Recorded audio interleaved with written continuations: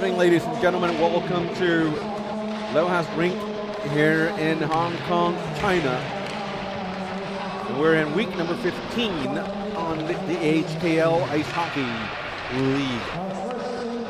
My name is Scotty Yang, alongside with my trusty partner, Timmy Poon. We're still trying to give him a voice. We will have some other voices here tonight. Timmy will have to wait. Hopefully in a month or so we'll get you something. And tonight we have two final regular season games for the inaugural Hong Kong League season. And the first game is going to be between the Toro Bulls and the Black Dragons. These two teams occupy the first two slots in standings. A win or a loss or a tie tonight won't matter to these teams, as the Toro Bulls have already locked up first place finish, and the Black Dragons will finish in second place no matter what. Tonight's main event would be our second game, where the Aviators play the Hong Kong Pandas. They will fight for third place finish. As for the top scorers, Rhett Wilcox for the Black Dragons here today, leading by 3 points. I think for the first game, it's going to be Rhett Wilcox versus Eric Eustace and, well, to a certain extent, Bob Ngan, but it's really a, what do you call it, a two-horse race? A race between two horses. Rhett Wilcox and Eric Eustace, these two players fighting for the scoring title. They are separated by 3 points only. In terms of goals, Eric Eustace has 32 goals, and he is by far the leader in the goal scoring category. And the second place in terms of goal scoring is Whitney Olsen for the Hong Kong Panda with 26 goals. So today, the first game between the Toro Bulls and the Black Dragons, it's going to be a nothing game really, but for bragging rights, of course. And do pay attention to Rhett Wilcox and Eric Eustace. These two players, number 6 on the white team, it's Eric Eustace, and number 51 in black, that's Rhett Wilcox. These two players are, I'm pretty sure, they're going to try their very best to score as many points as they can. Goalies for the game, Boris Chung for the Toro Bulls and Rexton Choi for the Black Dragons. And we have face-off, Black Dragons playing the zone on the left of your screen. And here is Jordan So on the right side, coming in down deep, spins around, drops it down low, nobody gets it. But Bob Ngan was there quite fast, was able to get to the puck first, but unable to keep it in the zone. Gets it back to Eric Eustace, fires it down for Ricing. A couple of roster changes, as it's a very special night where a lot of players are missing from all the teams. For the Black Dragons, they are with number 88, Ryan Chu, an emergency call-up from the lower leagues, and also for the Toro Bulls. I think they're very short-handed, and we'll take a look at their players on the bench as the game unfolds. And right now, their top line is pretty much intact. Jordan So, Eric Eustace, Bobby Ngan out in the neutral zone for the cherry picker position. And Rex Koo also playing in this top line of forwards. In defense, it's Ying Young, the veteran for the Hong Kong China Ice Hockey program. A nice pass to Rex Koo, with a nice pass to Bobby Ngan with a shot. Goalie Rexton Choi had a save, I believe, and puck ended up in number 4, Curtis Chan's stick. Draws it back in. Max Chow dumps it down in. Sharp angle shot. Goalie made another save. Black Dragon gets it. Puts it out into the neutral zone. Stolen by Max Chow. Chow moves it sideways to Bobby Yan, tips it down deep. Rexton Choi steers it into the corner. Brian Gill dumps it back in, but this time he gets it away, and for the Black Dragons, they iced it for a stoppage. 18-11 remaining in the opening period. Officials for tonight, two referees, our honorary Greg Ruzel with his infamous number 74 in his back. We don't know what number 74 means. Likely his birth year. Or, I don't know, it could be part of his passcode to his bank card. I have no idea. The other referee is Robert Wong, a product in the Hong Kong high school ice hockey league system. I believe he is one of the first batches of players to graduate from that program. And that's at least 13, 14 years ago. While times have passed, we have Rhett Wilcox with a quick shot from the face-off circle. This one clips the post. Two linesmen, or linespersons, as I've learned from the World Championships, to be very politically correct. Alex Wong, number 86. And at the far side, it's Teddy Chan. Wilcox with the puck, sends it down low to Ryan Chu, the emergency call-up, with a nice shot by Joseph Latour, and I think Rhett Wilcox may have gotten his first point of the night.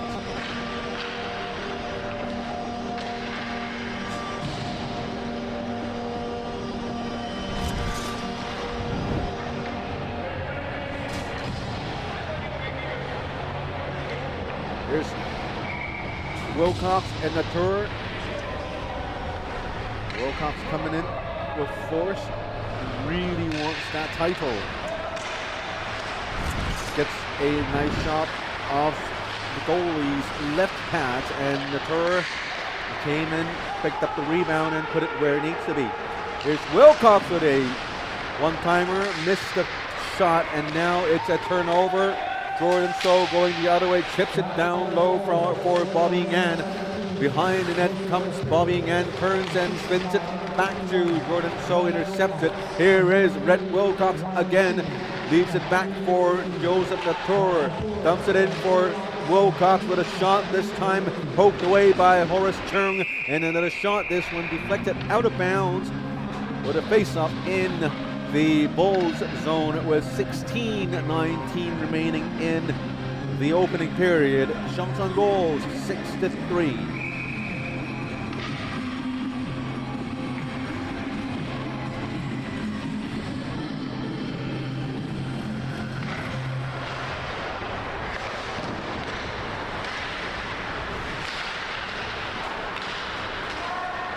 Here is Jordan So cutting in from the left side with a nice move, cuts back into the slot. Shot, goalie might have had a piece of it, and that's a goal. Goalie was busy on his left side, and the action quickly shifted to his right. And Rexton Choi couldn't react fast enough. I don't think many goalies could. Look at Rexton Choi playing his left side, and the puck took a weird bounce. Rex Koo was able to put it into the net just before Rexton Choi was able to react to the shot.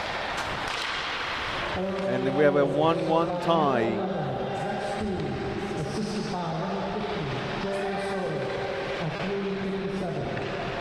Everyone watching very closely at the scores right now as the scoring race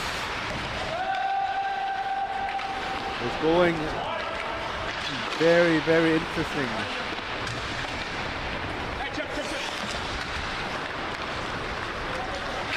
And confirmed from the league, the first goal scored by Joseph Latour. Assists to Rhett Wilcox and Ryan Chu. The Pro Bowls goals went to number 11, Rex Koo. And the assist went to number 50, Jordan So. Shots on goal, 6-4, pretty even, I'd say. with the Black Dragons with a slight advantage over the Toro Bulls. Here comes the Black Dragons with a shot near up close. That's a shot from Brandon Louis. Very promising young players playing in the league here at the HKL. A lot of newly crowned silver medalists at the U18 World Championships here in Hong Kong, China. Both teams, just to name a few, Kenny Lowe was one of them on the Black Dragons lineup. Brendan Louis. And for the other guys with English names that wasn't reflected on the IIHF roster, I'm sorry, because your Chinese name was on them without your English name, your English first name. I'm sure a bunch of them played.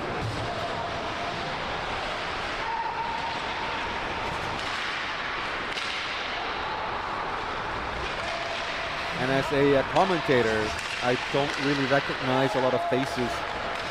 My job is to follow the puck, so to speak. We don't have a color guy here. I wish we had. Timmy would have been one of those. Keith Fong, our league commissioner, also a fine color commentator. Here is a great shot right in front of the net by Eric Eustace. Tries to wrap around. Thought there wasn't enough time. Here's Bobby Yang with a long shot. This one blocked with a blocker by Rexton Twig. Also the captain, Ryan Lee, sends it out. Eustace back to Max Chow. Chow to Yan, back to Wilcox with a pass to Ryan Lee on the right side. Not enough space to get in. Here is Natur with a shot saved by Horace Chern. John Navin, Natur, Ryan Lee. Eustace tangled up in play. And here is Jordan So with a 3-on-1. So with a 3-on-1, a slap shot, rebound, and they score. Huge slapper by Jordan So. Probably aiming for the rebound instead of a goal. And look at how much energy he's charging from. Goalie had a piece of it. Rebound went straight to, I think it's Rex Koo. I could have been wrong. It's by Rex Koo for sure. Confirmed by the scorekeeper. So the huge rebound went to Rex Koo, and because it's a 3-on-1. And the defender was playing to cutting into, here is another 2-on-0, and here's an offside call. Teddy Chan right there on the line with the best angle in the arena. Called an offside play against the Toro Bulls. Would have been a 2-on-0.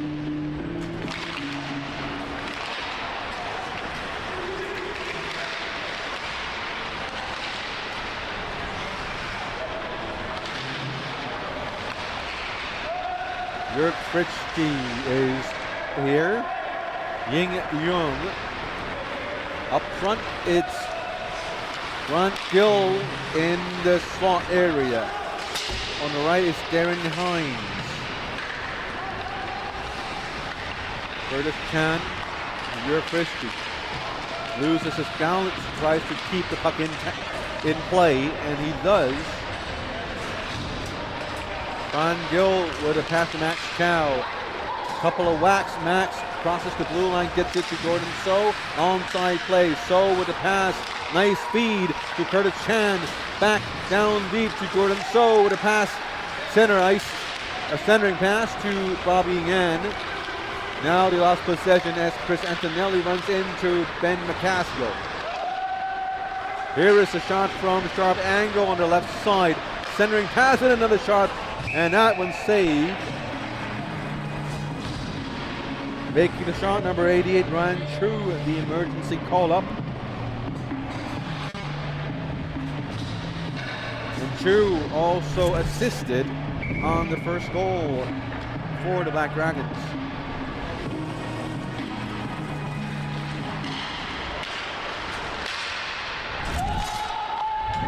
Nearing the halfway marker of the first period, 2 wants to score. And the shots on goal, 12 to 8 for the Black Dragons. Here comes Ryan Lee, nice feed to Rhett Wilcox. Wilcox to Ryan Chu. A lot of Ryans here in the league. Ryan Lee, Ryan Chu. Sean Navin with a long shot. Rebound, saved by Horace Chung. Horace Chung able to fight Rhett Wilcox off. Here is a nice pass by Natur, and another one, centering pass, blocked by Rex Koo. Awesome game by Rex Koo tonight with a one-timer by Ryan Chu. This one just wide, barely.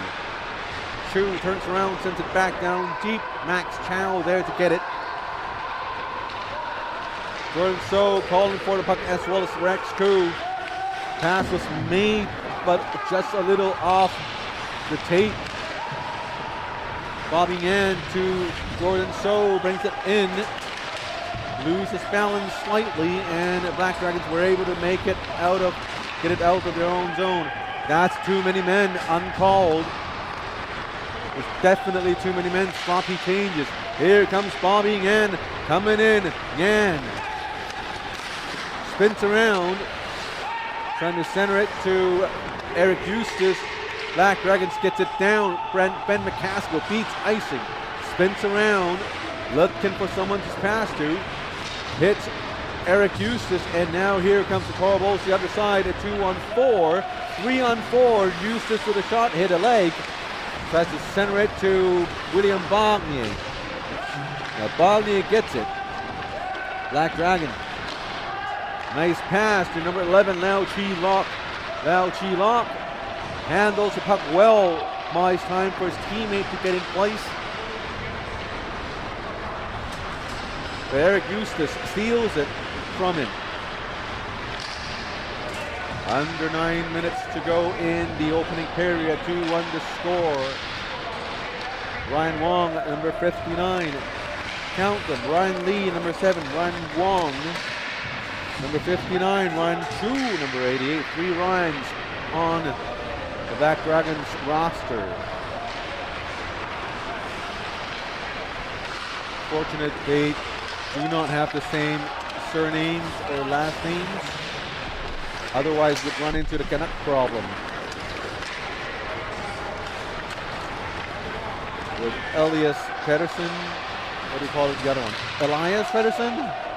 Or PDD? And making things even worse, you have Marcus Pedersen.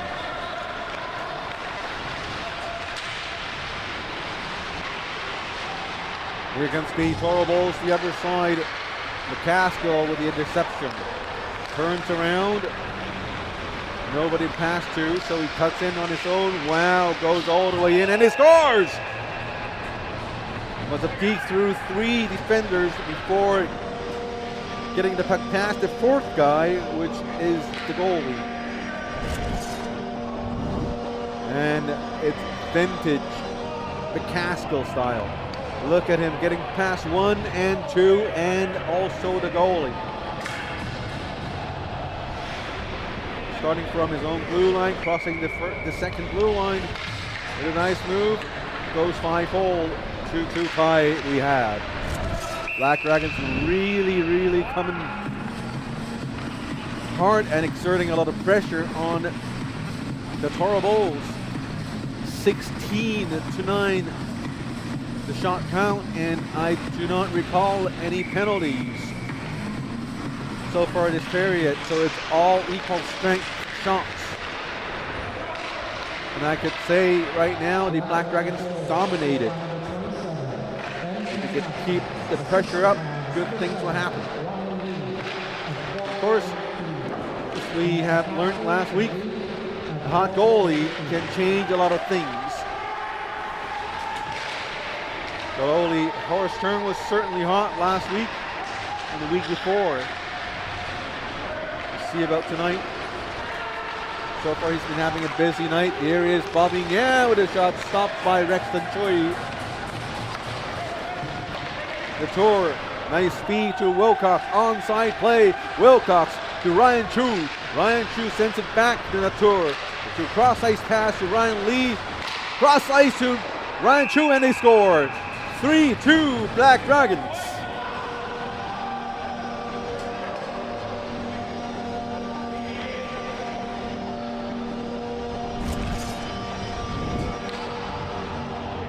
It was a nice team effort this time. Ryan Lee on the right flips it to the far side and connecting with Ryan Chu. But a tap in. 3-2 Black Dragons.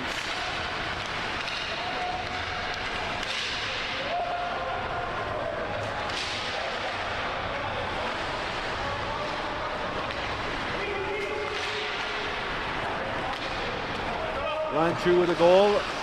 Ryan Lee and number 17 Joseph Latour with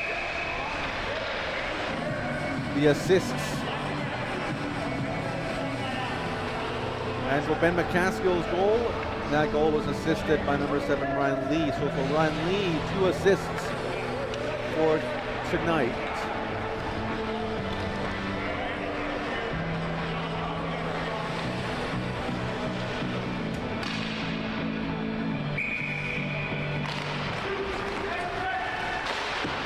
A good crowd tonight around the rink. This has been a special occasion. Here's Jürgen Frist.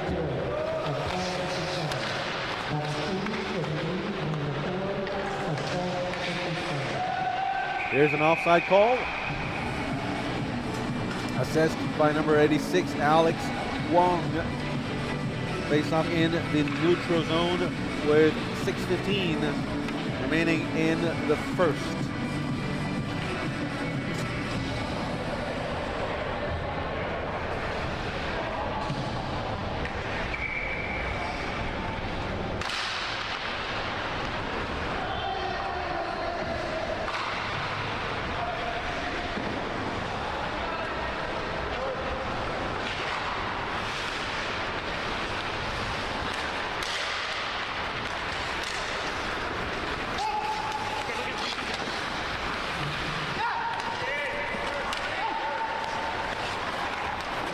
Under 6 minutes to go. Black Dragons pull out the puck in their own zone. McCaskill to Louis. Lau Chi Lok, nice tap to 59 Ryan Wong. Wong impeded with a hip check. Black Dragons called a penalty, but the referees didn't. Here's another hit by Rex Koo, and now we have an arms up by referee Robert Wong.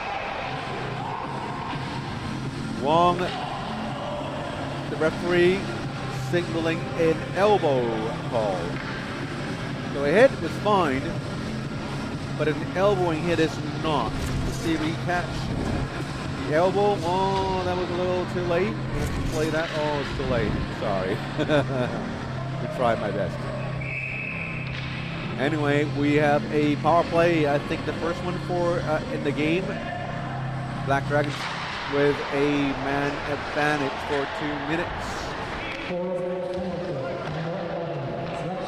And our league commissioner Keith Kong in the penalty box offering counseling sessions for our penalized players. That's a wonderful league service for our dear players. Also there to make sure everything is fine. Watching the referees. And during intermissions, he's always there to talk to the referees, to offer his insights. But today, we might have to take him away from that job, as we have scheduled to meet with our league commissioner during the intermission for an interview or two. So he might join us.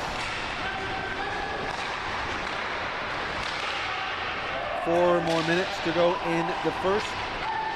Not much going on in the power play. Rhett Wilcox with a centering pass to number 7, Ryan Lee. One times at point blank.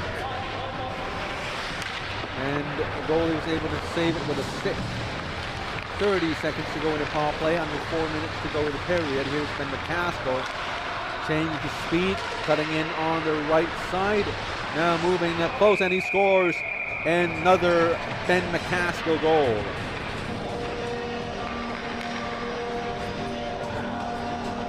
Just in one step, see how he changed speeds there? I'm just repeating what Timmy Puddin said right next to me.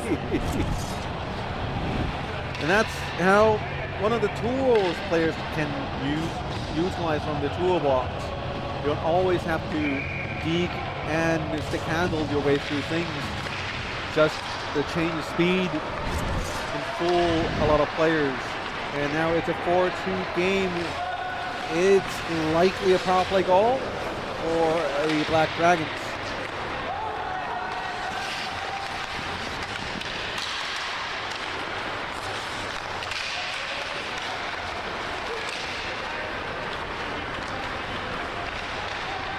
Lau Chilop deflected off his teammate's stick. That's Ryan Wong's stick. Puck hit the lip hanging over the rink. And it's out of bounds with 3:14 to go in the period. Shots on goals, wow. 22-10. Black Dragons dominating this period.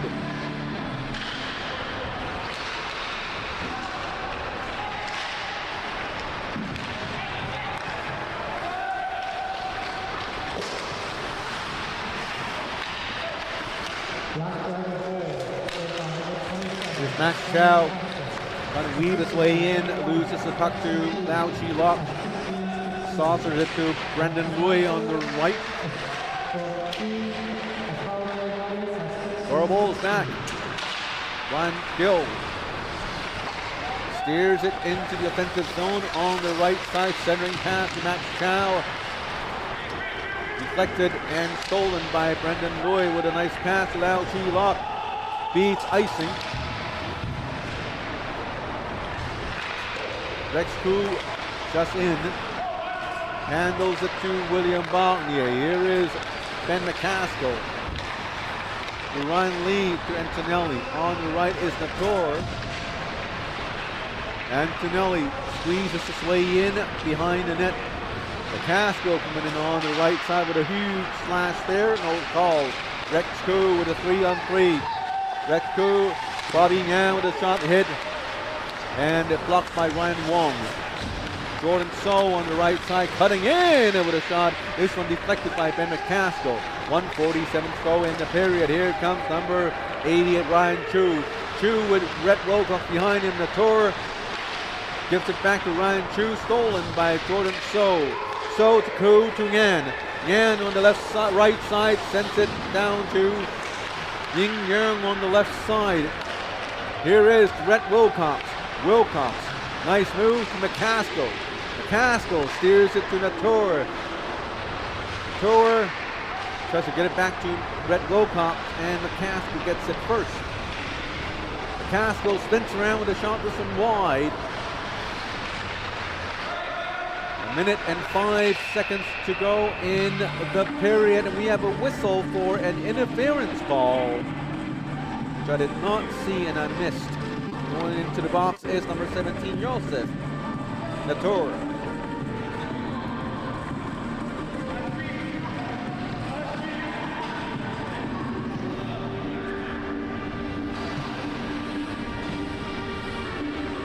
(22-11) the shot count. 4-2 the score. In terms of the scoring race, 1-0 is the score as Rhett Wilcox has the 1 point over Eric Eustace's 0 so far this game. And that would mean that Rhett Wilcox now has a 4-point advantage over Eric Eustace, and here is a great save by Rexton Chui. As Eric Eustace made the nice pass to Jordan So with a one-timer off the blue line. As Jordan So turns around, looks for Eustace, gets Eustace, and Eustace protects the puck, goes down deep, breaks it back to Bobby Yan. Yan to So. So back to Yan with a run-timer, and he scores. I wonder if Eustace gets an assist.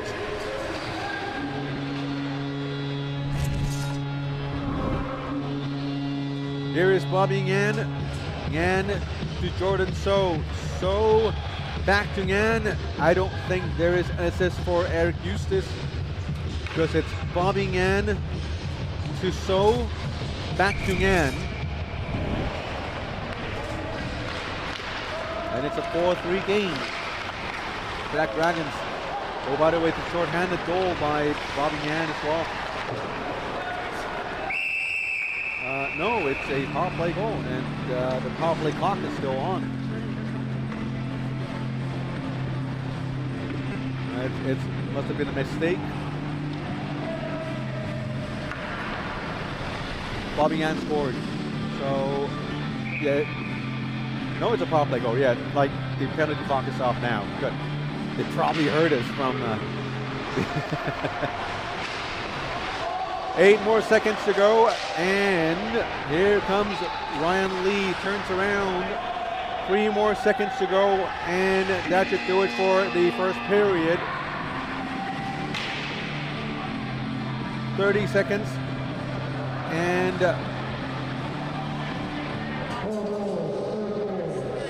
we're scheduled to have League Commissioner Keith Fong to come in, but I think he has things to go over with the referee, so he is not going to come in during the intermission. We'll hope to catch him a little later today. And we'll take a short break, and when we're back, we'll bring you period number 2.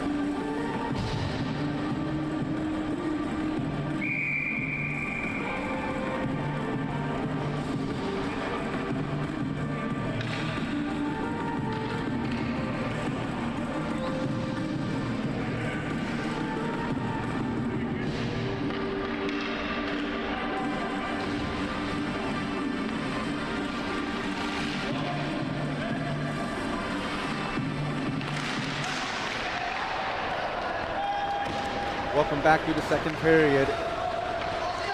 4-3 to score. And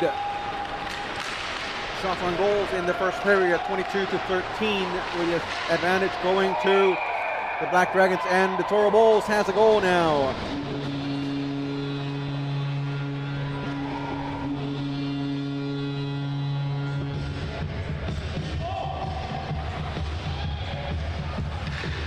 Talking about the scoring race, Eric Eustace is starting to show us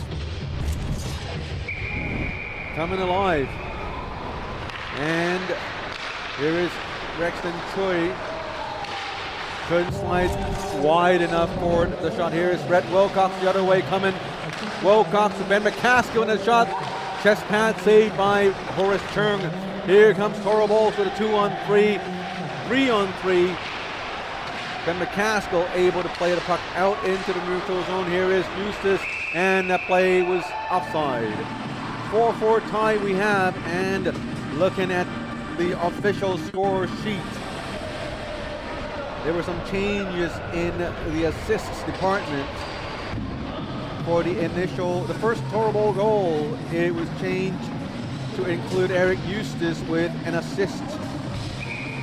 So the first Toro Bowl goal was scored by Rex Koo, assisted by Jordan So and Eric Eustace. And the power play goal just before the first period ended also was started by Eric Eustace, so he picked up another assist on that one. And for the goal we just saw now, is an equal strength goal. Bobby Yan scored off a nice cross-ice pass from Eric Eustace. So Eustace with 3 points and Rhett Wilcox with just 1. So do the math here. And Rhett Wilcox is still up by 3 points. Oh, here's another near goal by the Toro Bulls. I don't know how the player missed, but the entire Toro Bowl bench was up on their feet. That's an amazing play or non-play, if that's a more appropriate term. Hopefully we can show it back to you guys. But 4-4 tie, all of a sudden plays opened wide to both teams. Lots of up and down plays. Here is Darren Hines. And right now, Antonelli coming the other way. Flips it to Chilok. Nice move and no goal. Here is another shot, steered aside by Horace Turner. Rex Koo to Bob Ngan. Ngan looking for Koo. He tipped and wide.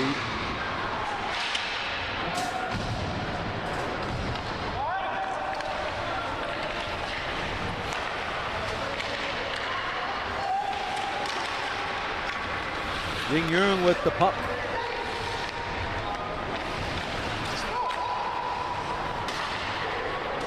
Rex Koo. Ngan. Ngan tries to dangle it into the slot, but poked away by the Black Dragons. Bobby Ngan. Long shot by Jordan So. Steered aside by Rexton Tree. 4-4 game. Here is Antonelli on the left side. He is very effective today. A great game by Chris Antonelli. Behind him it's Latour, and here comes Jordan So with the stretch pass. Tries to move in, and great save by Rexton Tree with another centering pass. This one missed. Joseph Latour, great back and forth action from both sides.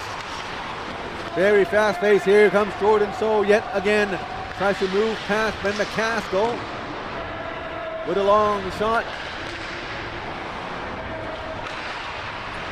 Play opened up really wide for both teams. Here comes a spinning shot from Rex Koo. I keep saying Rexton. My apologies. The Ryans are already giving me a headache, and now we have Rex and Rexton. Here is Ryan Lee on the right side, chips it in for Rhett Wilcox. Wilcox pushed aside by Brian Gill. Trivia question for you guys. Looking at the Toro Bulls, which player do you think they're missing? That is the most, that has the most, make the most difference in the team tonight. Let you guys hang on, sit on that for a moment without going through the roster. Time to go to my friend here, Timmy Poon. Which player do you think is missing from the Toro Bulls roster who is so far handicapping the team the most? They're missing number 9, Connor Quinn. Connor Quinn. Well, if you look at the shots and goals and how the I mean, the Toro Bulls are still playing a great game. Don't get me wrong, they're still having a great, wonderful offensive game, but you kind of feel lack of Connor Quinn is making a team playing just that little tougher. Because when you look at the shots on goal, it's 26-15. With the Black Dragons with the obvious advantage in terms of shots.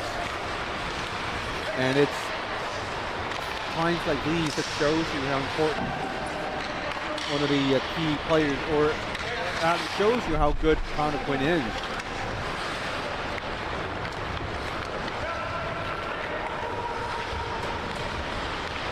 Here's Eric Eustace.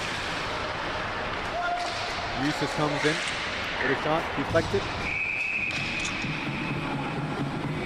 If you take a look at the statistics, Connor Quinn, he has 44 points in just 10 games. Have you seen Paul?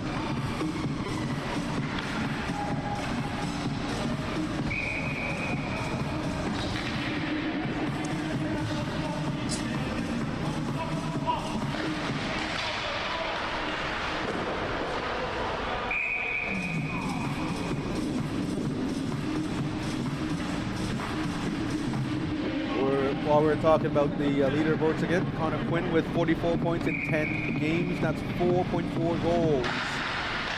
4.4 points per game. Had he played all 14 games, he might have, would have, could have, maybe, probably be in the top 3 with a chance to compete for the scoring title. Curtis Chan with the puck. Coming in. Bobbing in. Rex Koo in front. Oh, nice goal by Bobby Yan. And he has another goal in his pocket today.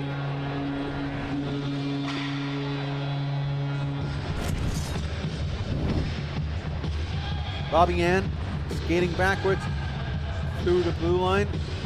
Rex Koo might have had a little touch. Puts it back to Bob Yan, and he scores yet another goal.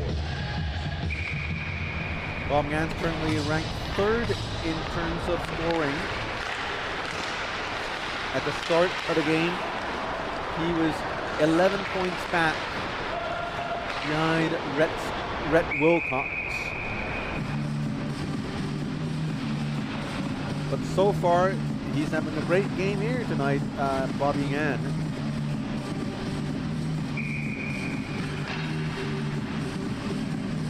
If we look at the statistics, Bob Yan, he has 3 goals, a natural hat trick to himself. Eustace with 3 assists. Rhett Wilcox with the lone assist. So in terms of scoring, Rhett Wilcox had a great jump to start the game, but the Cora Bulls come back. And they're also slowly creeping up in terms of shots as well. Now with 19 shots compared to Black Dragons 26. Ryan Lee with the long pass to Rhett Wilcox.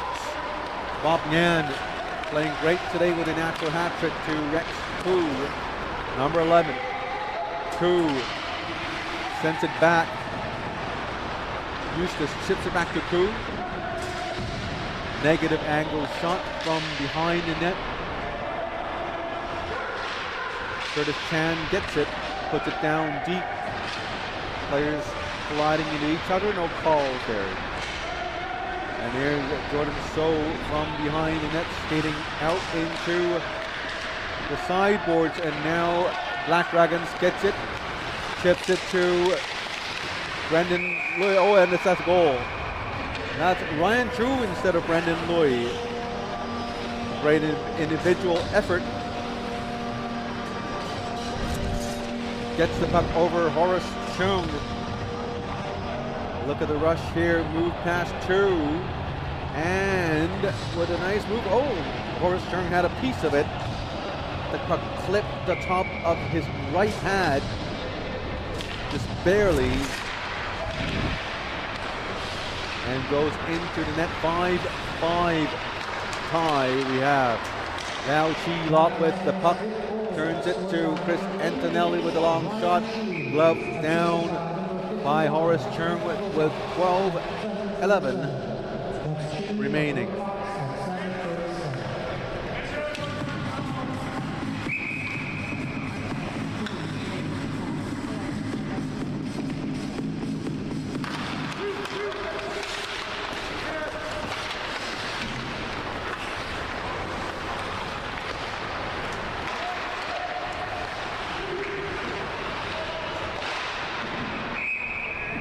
Here's another save.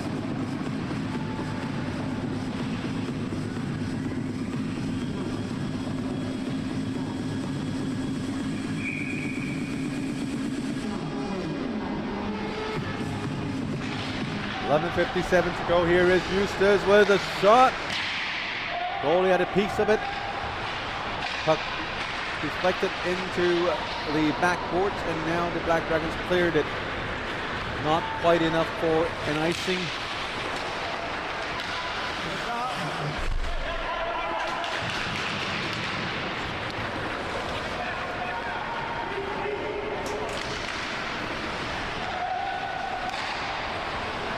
.11:28 to go. Here is Ben McCaskill going in with a nice move. Crosses the blue line on the right side with a sharp angle shot. Goalie made the save.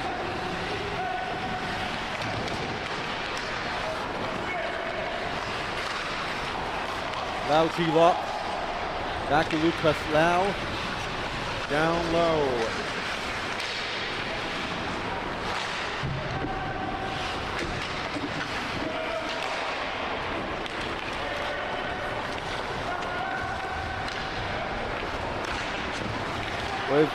We're nearing the midway mark of the game with your Christie, and now we have a guest for you tonight. It's League Commissioner Keith Fong. Let me just bring him in. And can you hear me, Keith?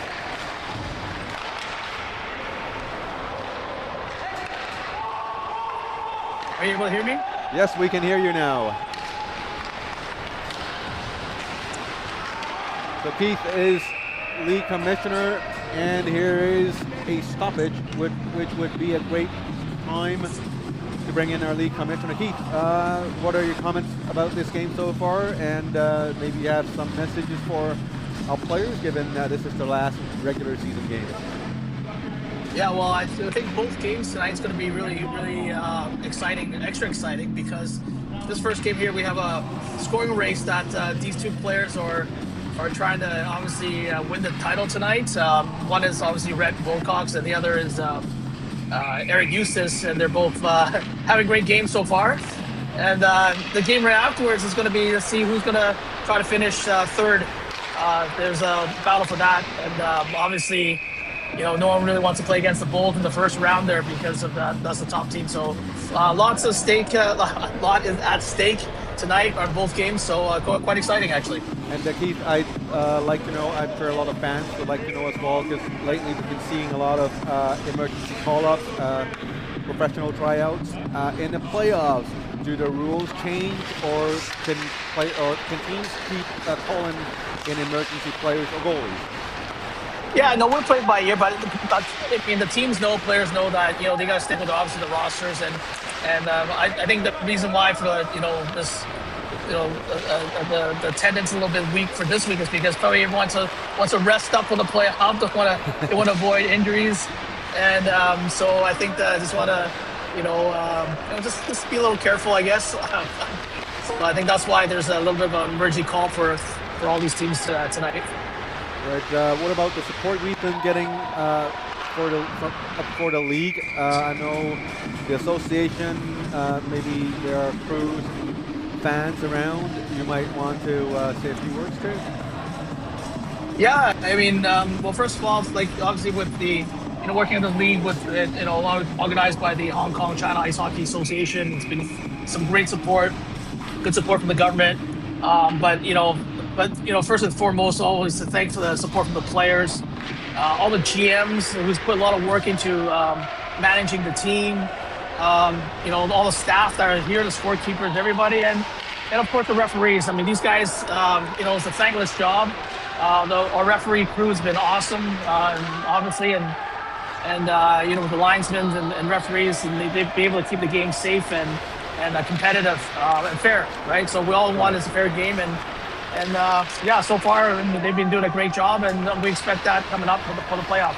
Right. If you don't have anything else to add, here's the last question for you. I've Sure. heard you done a commentary once during the season. I thought you did a great job.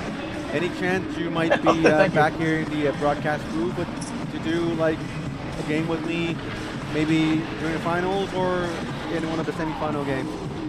Yeah, I would love to.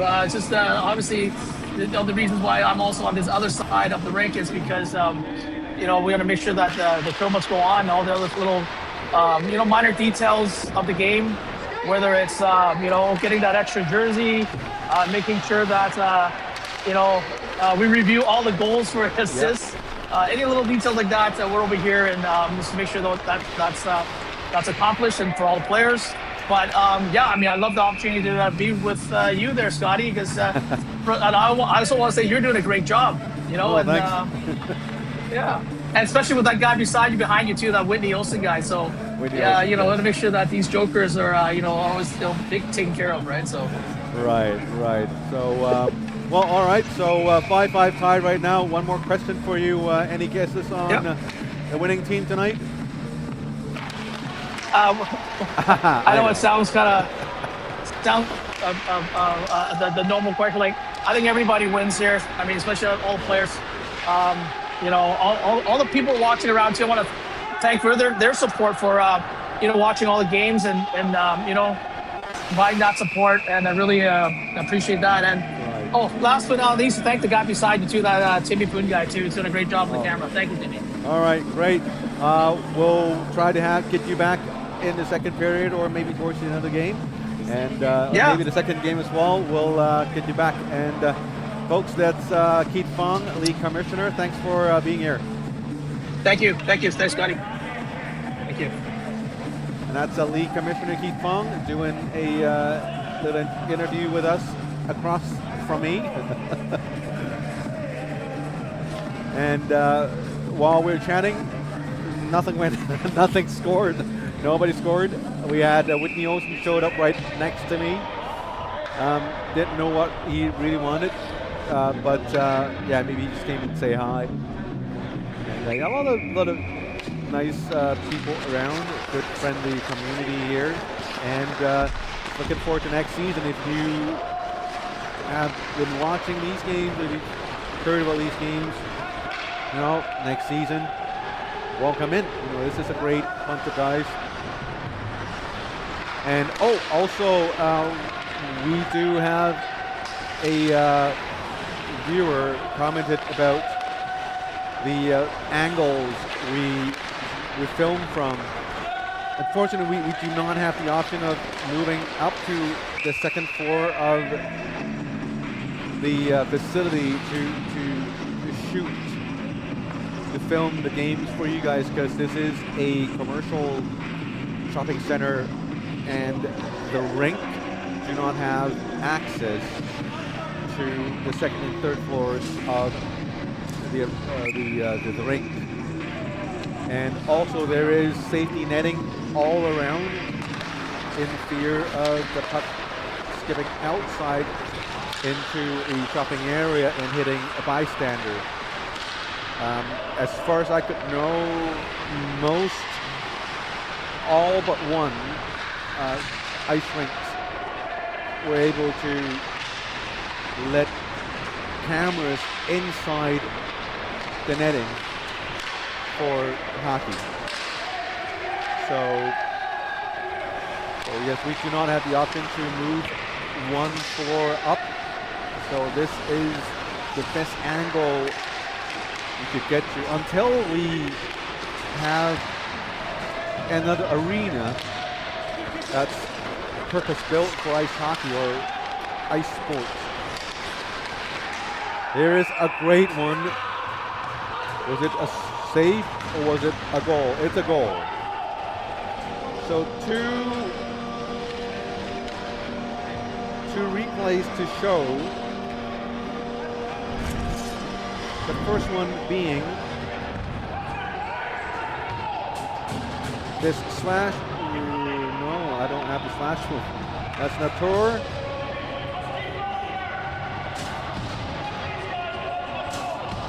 It's a nice one from Wilcox. Ooh, just to the side of the net. Very nice move with very little distance between him and the goalie. Usually those kind of shots are really difficult to get to. And now it's 6-5. And Rhett Wilcox just scored his second point of the night. This one a goal. Well, the third point. The game-tying goal at 5 apiece was assisted by Rhett Wilcox, scored by Ryan Chu. So 3 points for him. Destined to keep his scoring title. Here's Rex Koo, a monster screen by Koo. Moves it to Eric Eustace, listed as a defense. But look at how deep he is. Standing with credit to Rex Koo. Covering the defensive position very, very well. Max Chow and Jordan So covering the other side. So obviously and clearly a very well-oiled machine here in the Toro Bulls. That's part of the reason why they have been so deadly in the league. Other than losing one game in regulation and another game in overtime, I believe both games against the Aviators. They've been unbeaten in all 12 other games they've played. I think at a point they had a 9-game winning streak. Now they have a 4-game winning streak. The team to look out for tonight is the Hong Kong Pandas. 4 wins, 9 losses, 1 overtime loss in 14 games, 13 points, currently in fourth place. And the Aviators, 14 points in 3rd place. The Aviators were in the basement of the standings for the longest time until the 2nd or 3rd week from the end of the season. And the Pandas, they had a great start to the season, but they have such bad luck. They've had long-term injuries to Albert Persons. Then they picked up Pavel Boronov, and Boronov got injured.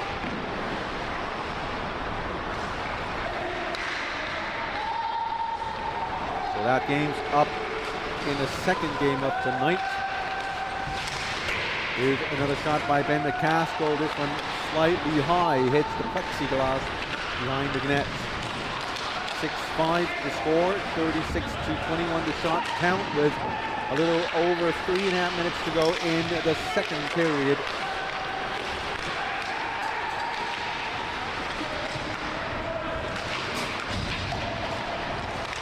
There's Ryan Chu having a great game. Ron Lee running into William Bognier with no calls. Bobby Ann all alone in the attacking zone. Skips past Sean Navin. Gets a little room for himself. Again, sloppy change on the Toro Bulls bench. Everyone trying to get in and out of that small little gate. Sooner or later, they're going to run into too many bench minor penalties. It's Bob Yan to Ying Yoon, cross ice to Jordan So, tips it to Rex Koo, back to Jordan So. So backhands it across the ice. Rex Koo still keeping it in the zone. Saved, shot by Bobby Yan. Deflected. Under 2.5 to go. Eric Eustace. This one deflected by Ryan Lee. This one way wide. Bob Yan back to Jordan So with a shot.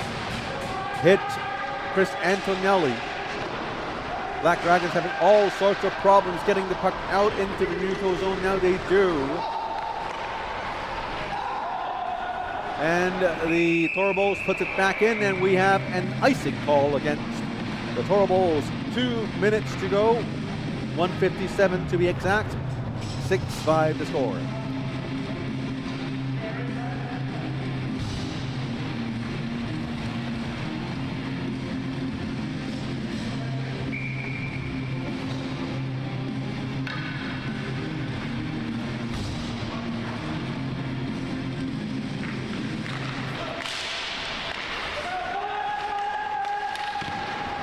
Ryan Lee with a long shot, saved by the goalie through traffic.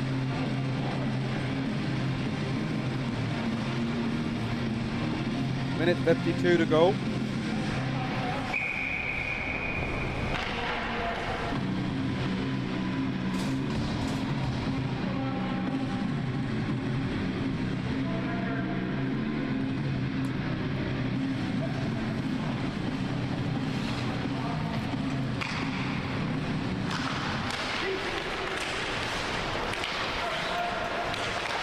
Darren Hines stolen by Latour, and Rhett Wilcox trying to jam the puck in to the net.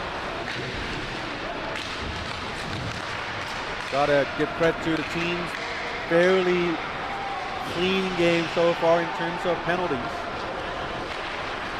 Nobody wants to risk a suspension at this point in time, as the league commissioner did send out a memo to all the GMs before the games. Now, any suspensions will carry over into the playoffs, especially in a game like this where standings don't really matter. It's very, very crucial for the teams to, well, not only do not get suspended, but do not get injured. You don't want, the last thing you want is to have your team start to go into LTIR on the last game of the season. That's gonna be really bad. Minute and 3 seconds to go in the second period.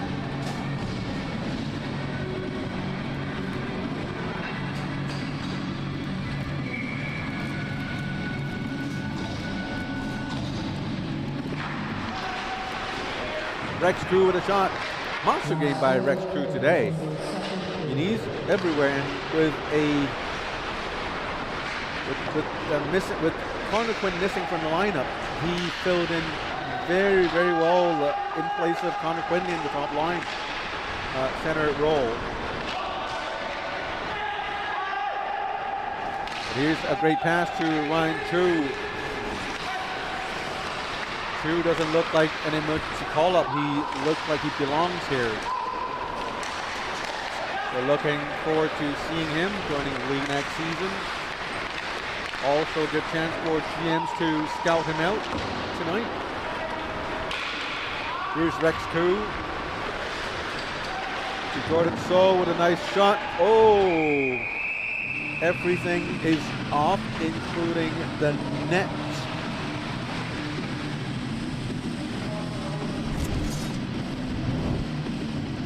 Ten more seconds to go. This deflected shot off Rhett Wilcox's leg. While we await our linesman doing their job, fixing the net. Take a look at the shot count, 38-26.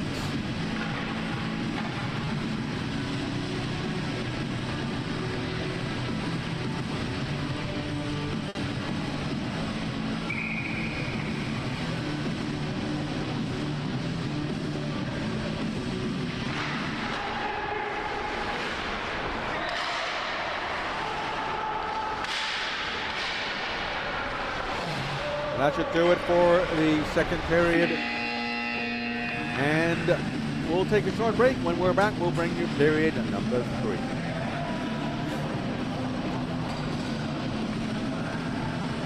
Shots on goal after the second period. 4 goals, 26, Black Dragons 38. The score after the second period. Black Dragons 6, 4 goals 5.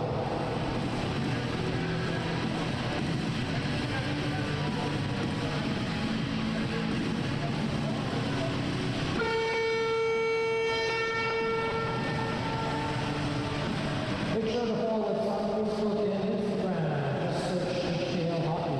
You can visit our website for all the details. Visit www.hongkongleague.com. Third period action coming right up.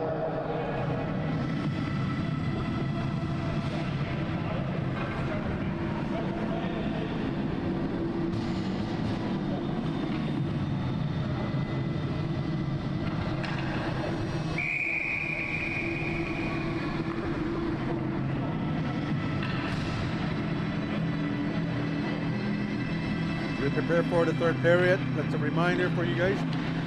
Playoffs starts April the 20th. We will have a little over a month for a break. We have the IIHF Women's Ice Hockey Championship games here in Hong Kong, China. We'll also have the men's Ice Hockey Championships here in Hong Kong.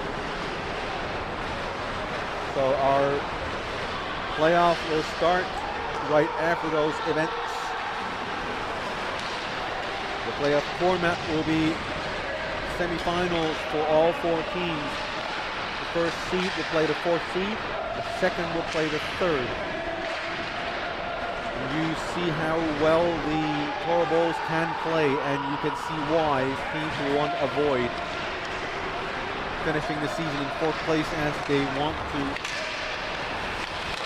not get the Toro Bulls in the semifinals.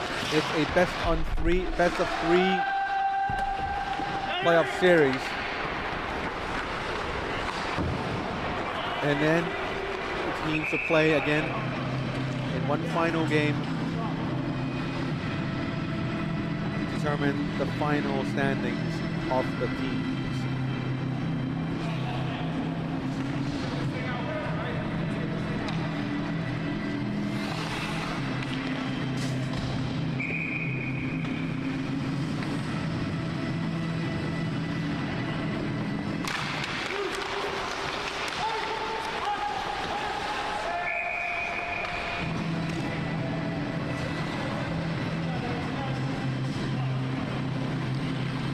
Five to score. Black Dragons a point ahead. But the real story of the game is the scoring title, the scoring race between Rhett Wilcox and Eric Eustace. Eric Eustace with 3 assists tonight for 3 points. And for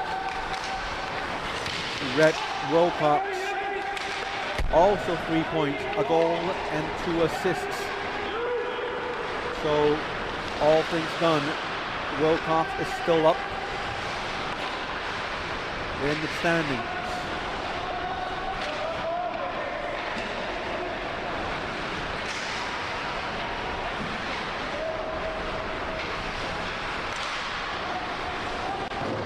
Long shot hits the backboards.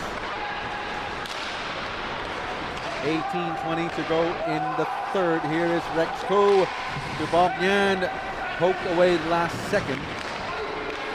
Eustace with the puck again. Eustace with a shot, saved by Rexton Tui.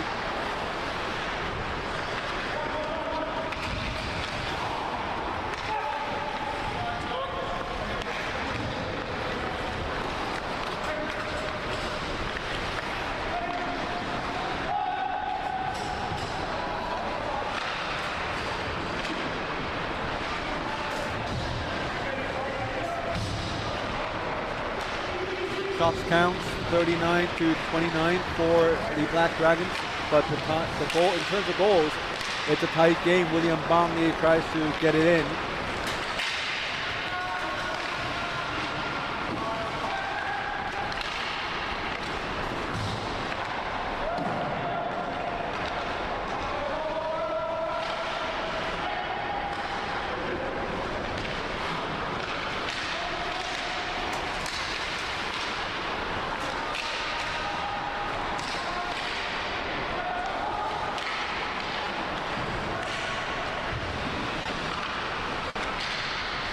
Kind of a lot of broken plays so far in the third period. Puck bouncing a lot. Here is Bongney in front with a shot. This one easy save by the goalie, but bad rebound there. Almost banged it in by number 19 of the Toro Bulls, Kenji Wu.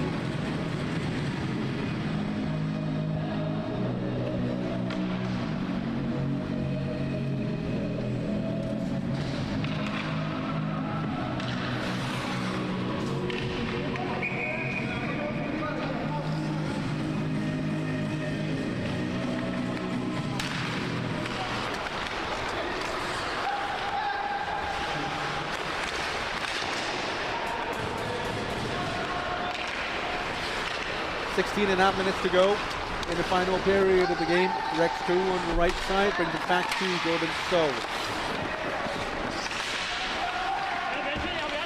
2 to So. So with a no shot. Here's the shot. This one wide.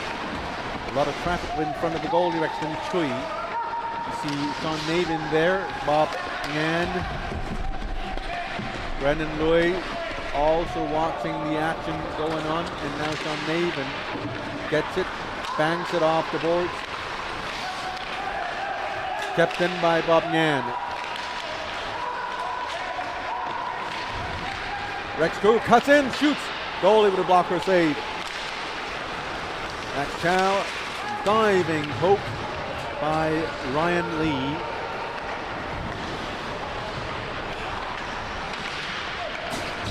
Jordan So, onside play.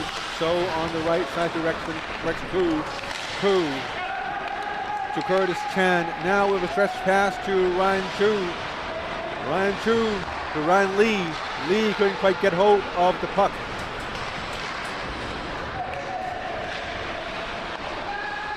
And here's another sloppy change by the Toro Bulls.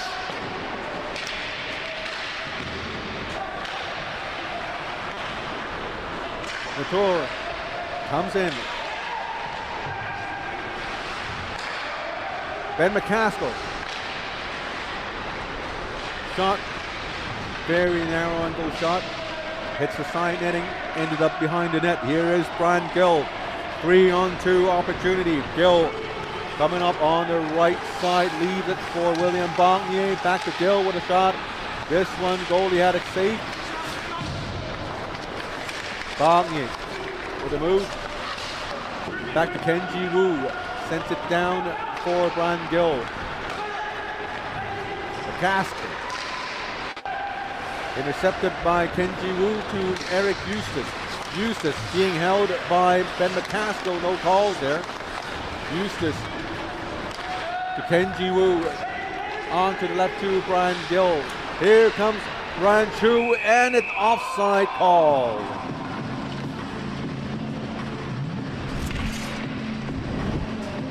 Let's see if Timmy Boone, our camera buddy, catches the offside. No. A little slow. But yes, League Commissioner Keith Fong mentioned about Timmy Boone, thanking his wonderful service. He's always been here, game in and game out.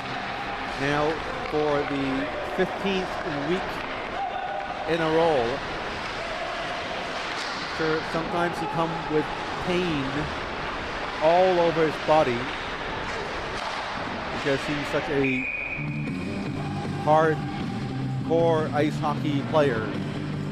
Sure, all the pains and aches from all these ice hockey games he played, sacrificing for his team, taking shots on the knees, on the joints, on the ankles. And that's why he's just one of the best. And despite the limits we have here at the rink, the angles, the positioning of the cameras, the plexiglass you're seeing right now, the non-perfect situations with Timmy Poon being here. I mean, he gets the picture out for everyone. And more than once, we did have family members commenting about how these streams enabled them to watch their kids to play even though they're out of town or if they live somewhere far away. Also, shout out to the Eustace family. I'm not sure if they're in the audience today or not. They might. And oh, here is a trip, but Ben McCaskill's fall came slightly delayed while he lost his footing after the trip. And there wasn't any calls for that trip either. I think as echoing our league commissioner Keith Fong's comments, we also need to thank all these supportive parents. Do they know there are a huge or a good number of youth players in this league? It's an initiative by the Hong Kong Chinese Hockey Association to include players on the Hong Kong China representative team program so they get more experience with playing with adults or a higher level, and just to break out of the mold of youth hockey, because youth hockey and adult hockey, they play very differently. And so a lot of parents, they have to drive their kids here. It's a Monday night. I mean, letting their kids play at this league, in this league, is an effort on its own. You need to make sure the kids get the homework done, the revisions done here in Hong Kong, where, you know, academics is number one above everything. And being able to get the kids here, stay with the kids, take them home, prep them for bed, and get them to school the next morning. I don't think it's an easy job, and that's one of the reasons why my kids are not involved in ice hockey. Because I don't think I'm able to do that. So for all the parents that actually came out to the Hong Kong League, well, thanks, and awesome job. And for fans around, oh, here's a near goal. Horst Turn thought he missed it, but he actually had it. But yeah, for all the fans and my friends, people who like me or people who doesn't like me, thanks for tuning in. I think tuning in is the wrong phrase, because you don't really tune into anything anymore. It's it's a 90s kind of term, 80s. But yeah, thanks for clicking onto the video. Or no, clicking isn't really right. You know, tapping onto the screen, being here, saying nice things to me. I mean, yeah, thanks for being part of it. I mean, for those who commented either on YouTube or in my face, I mean, those are really interesting. Like guys come over. They tell me good things about what we do, and they also give me information, the things I said wrong about during a stream. So for everyone who watches any games, or even if you're just, you know, here to record clips of your favorite shots or goals or saves, you know, just by being here, we would like to thank you for making part of this real. That's another goal. 4 balls. And guess what? Eric Eustace. What's the score and the points? We'll get to that. I'm sure everyone wants to know. First, let's take a look. Eric Eustace coming all the way near side low, beats the goalie. And the score is tied, I believe, 6 apiece. Shot count 41-34. Goal scored just now. Eric Eustace. Eustace with a goal, 4 points, 1 goal and 3 assists. And you compare that to Rhett Wilcox, 1 goal and 2 assists, 4 points versus 3. So Eric Eustace climbed 1 point to narrow the gap to just 2 points between these two fantastic players, Rhett Wilcox and Eric Eustace. Wilcox with 68 points and Eric Eustace with 66. And there's still 8:45 remaining in the game for these two to go at each other. Wilcox to Latour, back to Wilcox, spins it, nice connection to Ben McCaskill with a nice whip. Goalie with a glove, and goalie kept calling to the referee, probably signaling about a loose strap.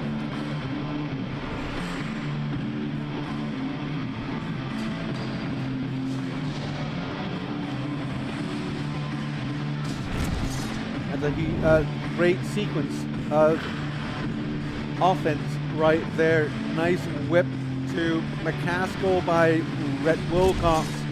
Almost had another one, but I'm not quite sure what happened. But all we saw was the goalie waving at the referee. We'll see if we can find something from the replay.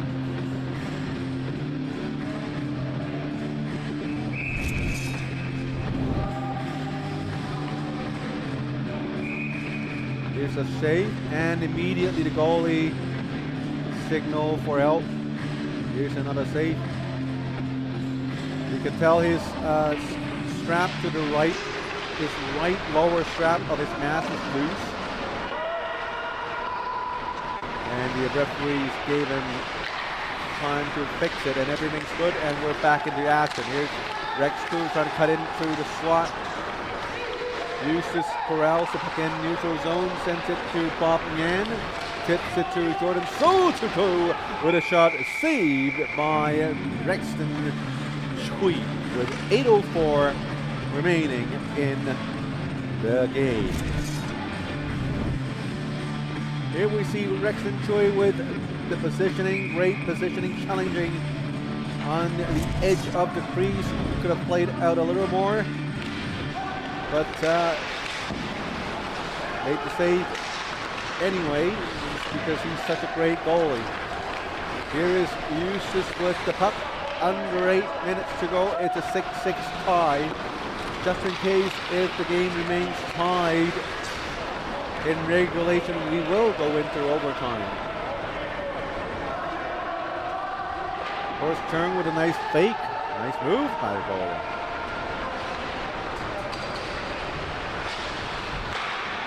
Bobbing in. Stuck in third place in standings. Don't think he can catch up with the top two in Wilcox and Eustis in the scoring race, but I don't know if there's such an award. He is the top Asian player, top local player in terms of scoring.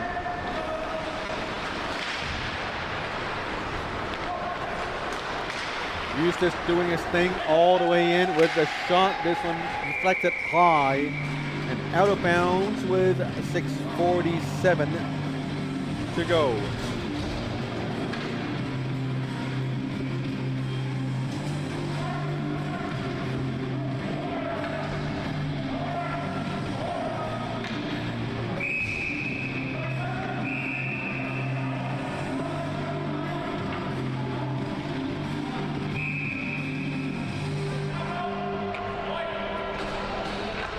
Timeout called by the Toro Bulls.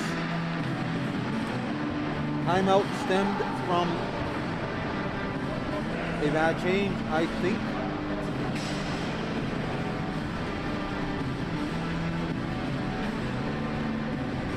Take a short break.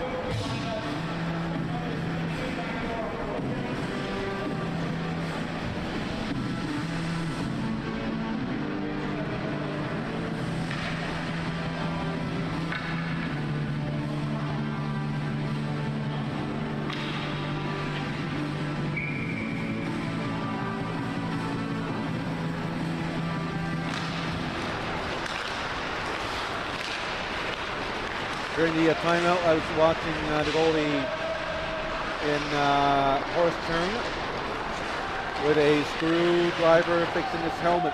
And as a former former goaltender, we welcome League Commissioner Keith Fong again. Keith himself, a very well-respected goalie. Haven't seen you in there for a while, Keith.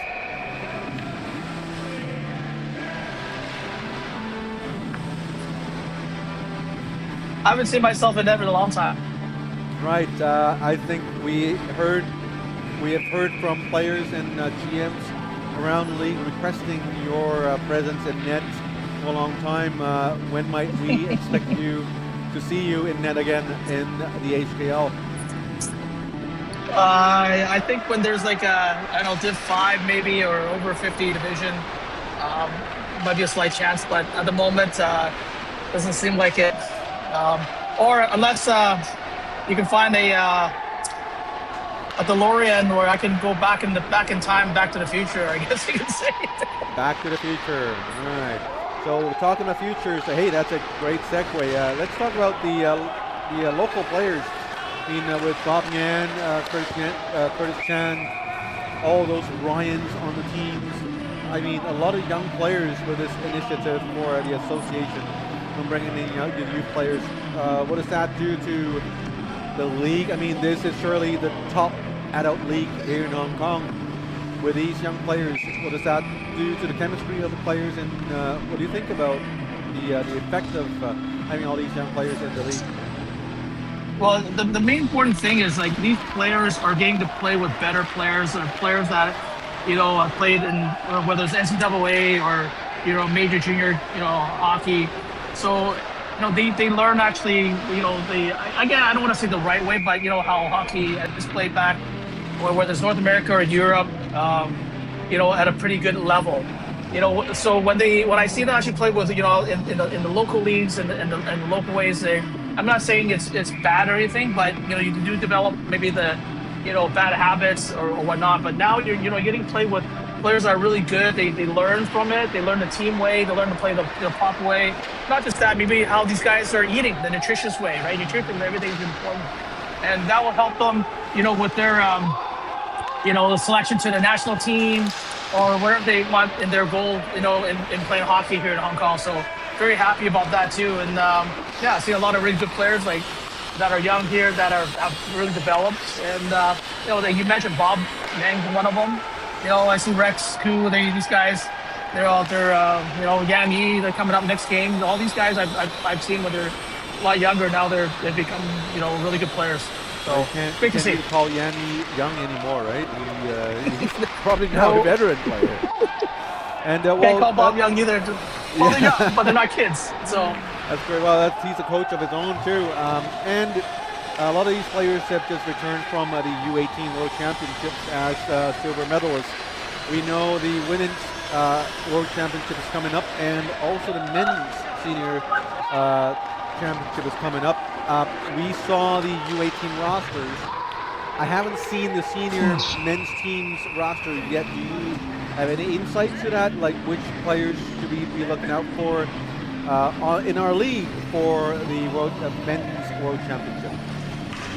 I'm not sure exactly the official team list is out yet, but I'm more than certain that guys like Bob is on the team. And he's definitely obviously one of the top players here in Hong Kong, and we're very happy to have him in our league. And I believe he's definitely on that national team. So look out for him. Expect him to lead the team. Goaltender wise, I'm not 100% sure, but I do believe Orange is probably one of the goalies that are on the team. But until they actually officially announce it, I'm not 100% sure. But I can probably guess a few. So and there might be players playing up in the senior squad, like underage players, I believe. There might be. I'm looking maybe probably some of the goalies, maybe. But again, until the list is out, I don't want to guess and get in trouble and name some names that all of a sudden that are not there, or maybe they're there. Surprisingly, who knows, right? So, but back to our same message here. I mean, it's having this league here is great for their development. Not just as a player, but as a person too, right? So that's why we're willing to see the growth of all these players here that play in the league. So, right. Looking forward to next season. I know we still have the playoffs to go, but looking forward to the next season. If, let's say, players looked around, watch some of our streams and thought, well, hey, these games are actually pretty good, or with guys coming to the rink and they saw this game, the league we play. If you want to join us for the next season, when might the next season start? What should they do, or is there a timeline for applications, or where should they go for it? Yeah, a very good question here. We're obviously already started for next year's league kind of preparation. The main thing is actually is to see what ice time are there. Well, we'd like to obviously grow that and maybe add more teams or additional divisions. There's nothing set in stone yet at the moment, and until then, we don't know. But usually, registration will start about, I would say, as early as June, July, because we finish our playoffs in May, and I would say about June, July was when we start getting things ready, and guys can look forward to signing up and trying out, so the GMs can actually pick the best players, for the league, right? So, right. There we go. So stay tuned to the official website, www.hkciha.com, or can they go on to your website to go look for more information? That's HongKongLeague.com, right? Correct. That's the whole word, HongKongLeague.com. That's where you get all the results, news, stats, and we'll definitely have the registration information up there, once that's ready to go for the following season. So. All right, the Black Dragons just scored a go-ahead goal. We might not have to go overtime in this one. We'll thank Keith Fung for being here again. I know you would have to prepare for the end of game routine, and we'll let you go for now, and maybe we'll talk to you again in the next game. All right, enjoy. Thank you. Thanks, guys. Thank you. That's Keith Fong, everyone, league commissioner, and thanks for being here for the interview. 7-6 to score with under 3 minutes to go. Black Dragons still up ahead, and it looks like Rhett Wilcox's personal scoring title is becoming safer and safer as there's little time for Eric Eustace to pile up points to catch up.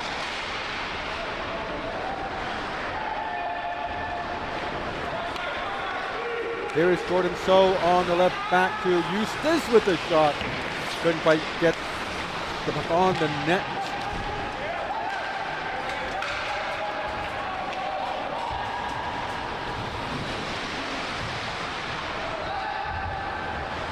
Scoring race, Eric Eustace with 4 points, 1 goal and 3 assists. Rhett Wilcox still with 3 points, a goal and 2 assists. Wilcox ahead by just 2 points with a minute 45 remaining in the game. Black Dragons up by 1 goal.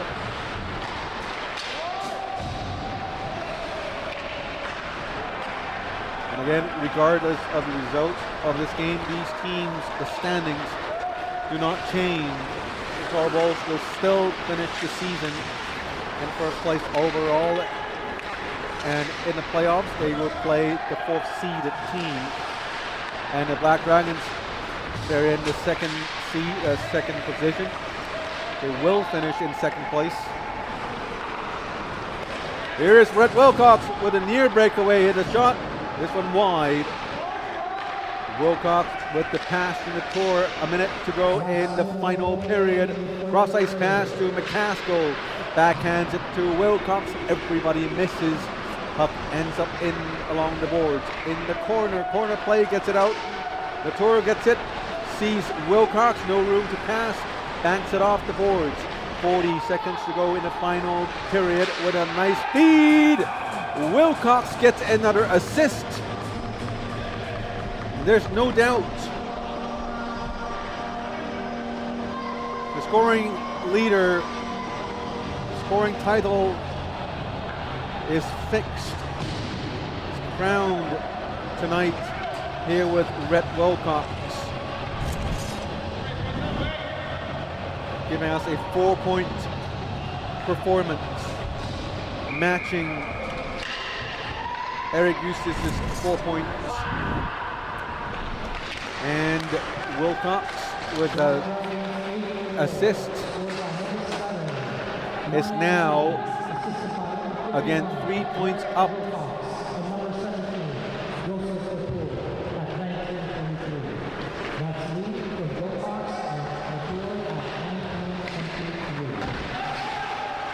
$15 more seconds to go. Here is Brendan Lloyd, tries to get it out to Rhett Wilcox. Eustace doing everything he can to get more points, and he's a shot, but just couldn't get past Rexton Tui, the top goalie in the IIHF Under-18s World Championship Group, Division 3 Group A. Silver medalists for Team Hong Kong China in the tournament. 5.3 seconds to go, and Tallballs pulled their goalie.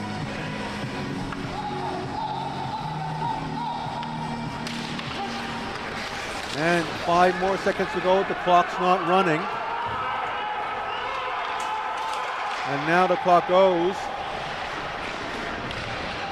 And that would do it for the game. 8-6, the final score. Black Dragons wins this by 2 goals. And I think the news for today is Rhett Wilcox winning the league scoring title. Well, I shouldn't say that so surely, because there might be other players catching up. Not very likely, but I mean, Whitney Olsen has 52 points. He is just, I don't know the math, 69 minus 52. That's what, 17 points? No, yeah, Whitney Olsen needs 17 points to catch up to Rhett Wilcox. If he does, I'll buy him a dinner.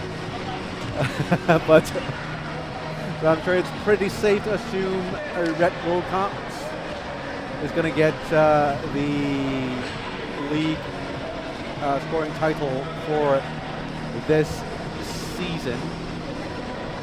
And I'm just trying to see if I could get the standings updated by the league.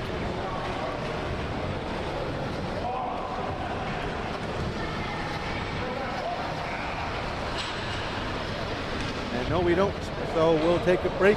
When we're back, we will have all the stats and standings updated, as well as the second game of today. I think that's going to be the main event today. It's going to be between the Hong Kong Panda and the Aviators. Right up.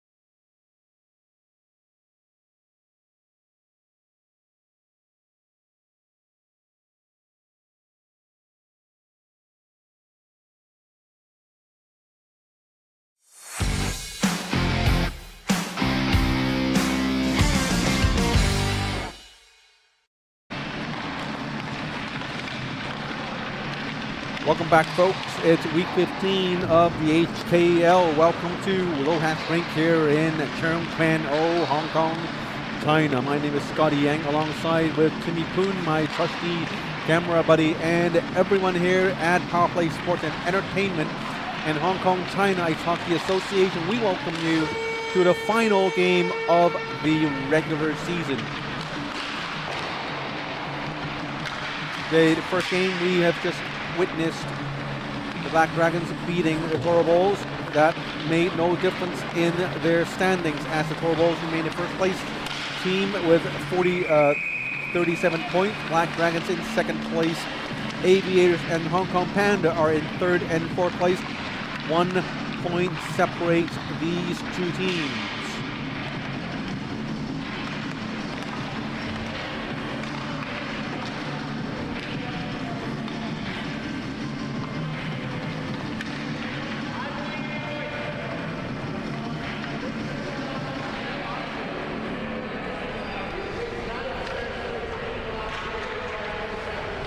In terms of scoring, we have the scoring race decided in the prior game. Red Wilcox coming out as the winner, 65 points in 13 games.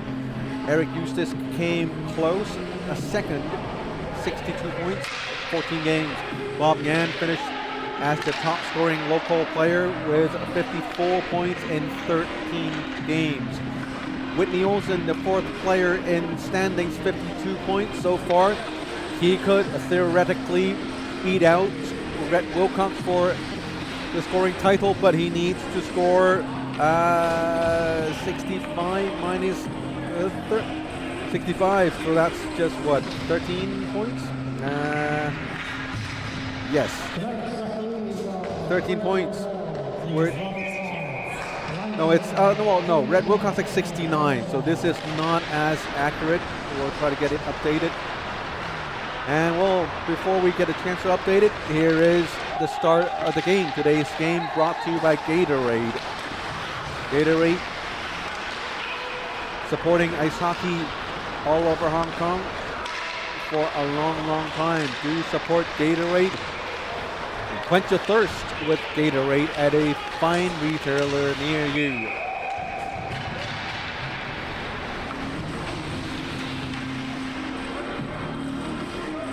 Goalies for tonight for the Hong Kong Panda, Moses Fung, the goalie.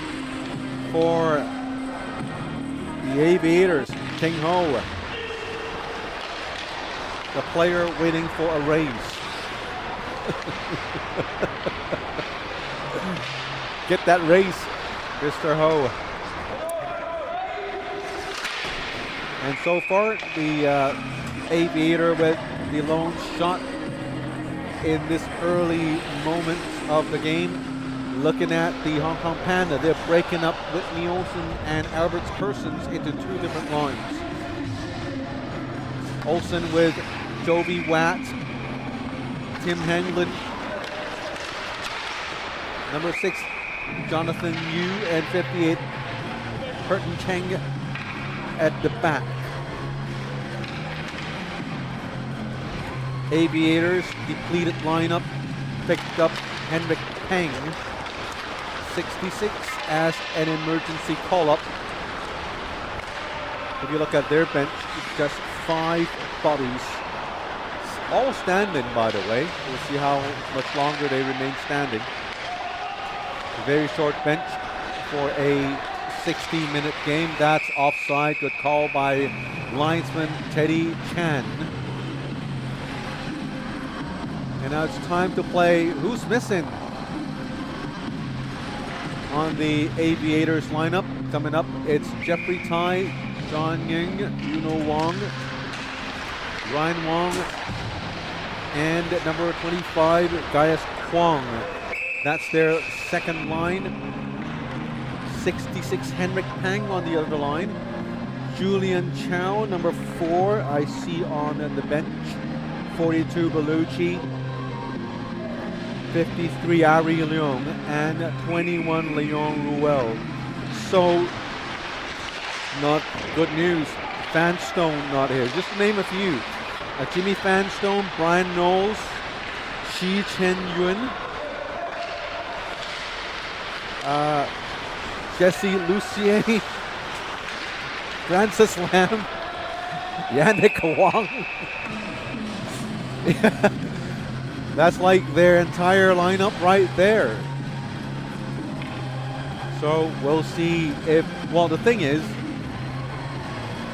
the way things have gone this season for the Hong Kong Pandas, they've been having really bad luck.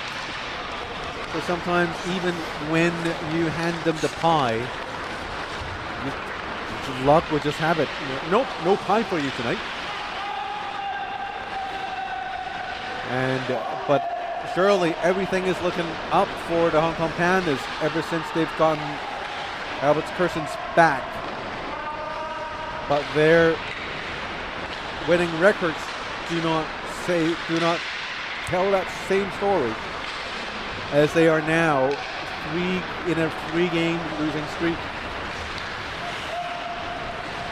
They've been in 3rd place for a long, long time this season, and now they are in danger of finishing the season in last place. Meaning that they would, whoever finishes at 4th place, they would have to face the horrible Bulls in the semifinals. It's a best on 3 semifinals, and after that it goes straight into the finals. A 1-game final that decides everything. And looking at the stats, Hong Kong Pandas, the worst defensive team in the league, giving up 130 goals in 14 games. In 3rd place is actually the Aviators, giving up 112 goals. Aviators did have a lot of problems scoring, at least for the first 4 months in the league. That's like half the league. And until Jimmy Vanstone showed up, that changed everything for the Aviators. They started looking up, and towards the end of the season, they started winning. They have 4 wins and 1 overtime win in their pocket, and they remain the only team that has ever beaten the Toro Bulls in this league this season. So they do have a lot of potential in the Aviators lineup. But today it's going to be very difficult for them because, just deplete lineup, definitely. But don't count out Dave Bellucci. He is still in the lineup. He is going to be the most prominent player in the lineup, but the question has to be asked, who's going to be the next guy up? Well, next guy down after Bellucci. There isn't a clear-cut second player on the team. Missing so many of their important players. So this game, sorry if I've offended anyone. This game is really for the Hong Kong Pandas to take. You just have to look at how many players and which players the Aviators are missing. For the Hong Kong Pandas, they are also missing players, but not as bad. And when you look at the Panda bench, there's a good number of players. Most impressive is they have 2 goalies dressed up. Kevin Flip and Titless Joe, I think, both goalies manning both sides of the gates. Give credit for their goalies. They're here all the time, not all the games, but all of the times. a lot of times you get both goalies coming up out to the games. And, don't underestimate the role of a backup goalie or even a third goalie. We've seen it happen before. We've seen emergency goalies have to be arranged. So you never know what's going to happen. Here comes John Young. Normally in the second and third line. Today he is playing in the second line along with Uno Wong and Jeffrey Tai. More ice time for this young man. Not a kid anymore. We've seen him play since he's a little kid. He plays with me on one of the local leagues, carrying himself very well now, helping out with a lot of team duties and trying to get into that leadership role. Here is Albert Persons with his familiar red helmet. Nice move to Whitney Olsen. Olsen tries to get it to Joe Chang. Chang looks for Joby Watt. Yam Yi. We had a chat with League Commissioner earlier today on the intermission, on the interview live. Talked about Yam Yi being one of the younger players a while ago. Right now, I don't think Yam Yi is a young player anymore.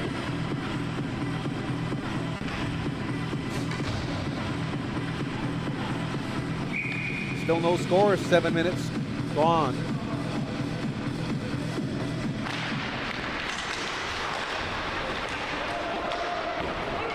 .4-2 to score. Shots on goals.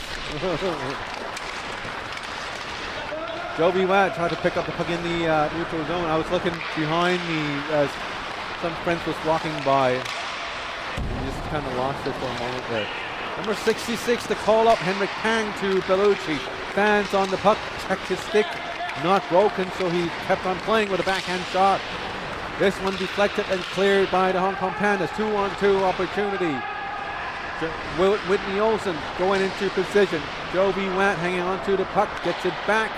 Number 15, Karl Mock sending it in deep. Giving chase, it's Joby Watt. 12 minutes to go and change in the opening period. No score. Still low score affair as well. Shots on goal, 4-2-2.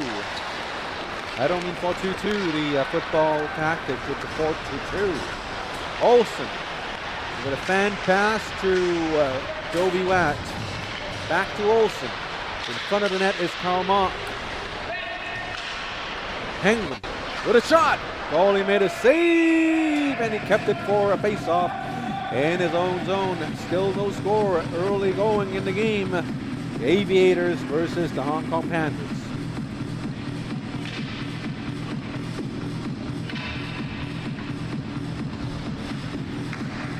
Tonight's game brought to you by Hockey Worldwide, your number one source for international hockey news. Also part owner of the Hong Kong Panda. Search for Hockey Worldwide on your favorite social media platforms like Instagram. They cover everything international hockey related. European leagues, the Hong Kong League, the IIHF World Championship tournaments, the Asian League, you name it, they do cover it, and they do a pretty good job there as well. A lot of our local players were also covered during the U18 World Championships here in Hong Kong, China. So definitely go check them out at Hockey Worldwide. Here's a centering pass. Picking up the puck is Tim Hengland. Moves it up front for Andrew Lee. Hong Kong Pandas basically have their entire top forward line intact. Here comes the number 11, Ryan Wong, with a shot. puck sent back into the neutral zone. Picking up the puck is John Ying. Flips it. Intercepted by Andrew Lee going in. Tries to backhand it to Albert Kersons.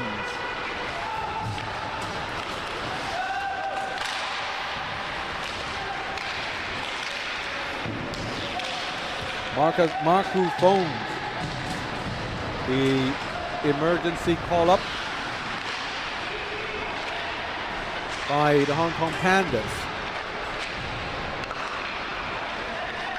There's Marco Phone with a long shot. Goalie made a stick save. Here's a stretch pass onside. Goalie Moses Fung with the clearance. Moses Fung also silver medalist in the World Championships here in Hong Kong, China.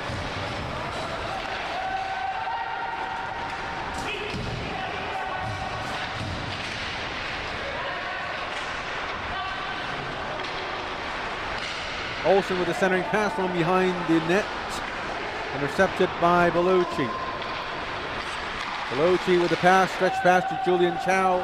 Intercepted to Jonathan Yu. 9:17 to go in the opening period.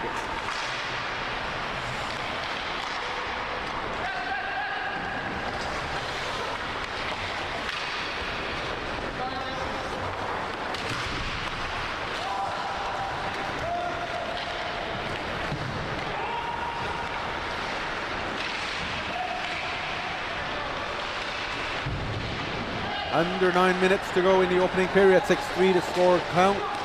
Ruel with the near breakaway, but couldn't get past Burton Cheng. Guys Kwong with the pass. The alternate captain Ryan Wong. Wong back to Guys Kwong. Icing call against the Hong Kong Pandas with 8:21 to go. Still no score. Tonight's game also brought to you by Puck Empire, your number one source for North American hockey news. Search for Puck Empire, Puckempire, on your favorite social media platform. Last time I checked, they are nearing 200,000 followers on Instagram. NHL, AHL, the O, the W, or your favorite Vancouver Canucks. Can they get McKenna, the first over a draft, or are they going to slip down to third like every single news media outlet predicted? I don't know. It's the first time for me being able to talk about the Canucks in that way.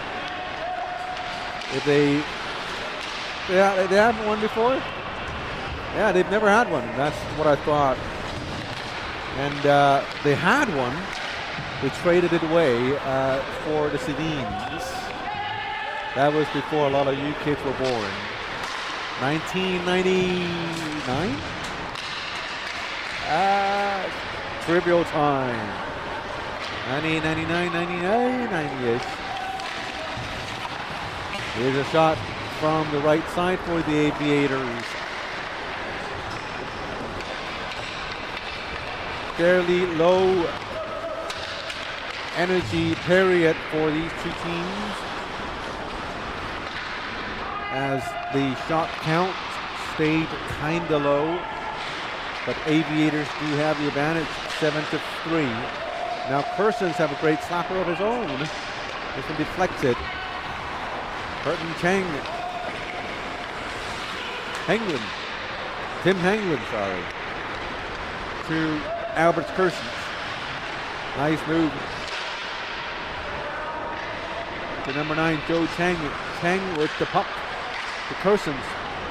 Poked away by the Aviators on the right-hand side. Coming in, Guys Kwong, number 20. Leon Ruel, number 21. Goalie made a save, didn't know where the rebound went. His teammates does. Tries to fight it out into the neutral zone. Now Andrew Lee gets it. The person. Persons back to Jonathan Hughes. Uses the net as a protection. Tim Hanglin unable to get it further up the ice. Hanglin, Persons sets it up for Joe Cheng. Joe Cheng gets it, but he needs to buy some time for his teammates. But before he could, puck was knocked loose by the Aviators. Shots on goal is 8-4 in favor of the Aviators. Here comes Jeffrey Ty with a shot saved by Moses Fung.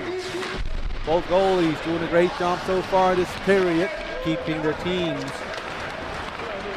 with that goose egg. And here is Jovi Watt.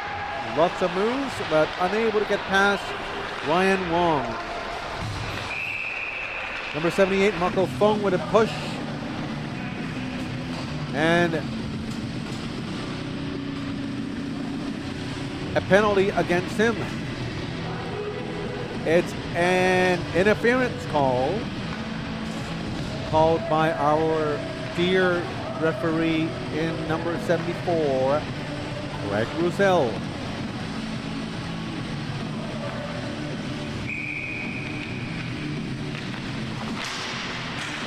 Again, this game, very important for both teams. Determines the final standings of the season. These teams separated by just one goal, one point in terms of team standings. Where the Aviators up by just 1 point.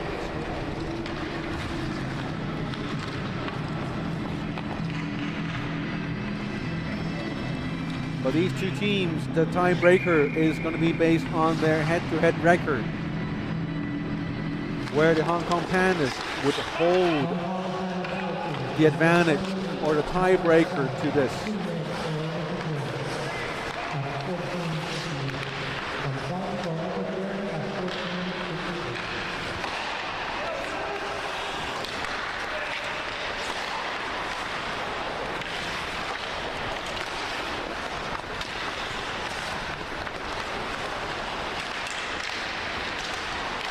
So an outright win for either team would mean they would be in the third place, and that's a goal by the Aviators.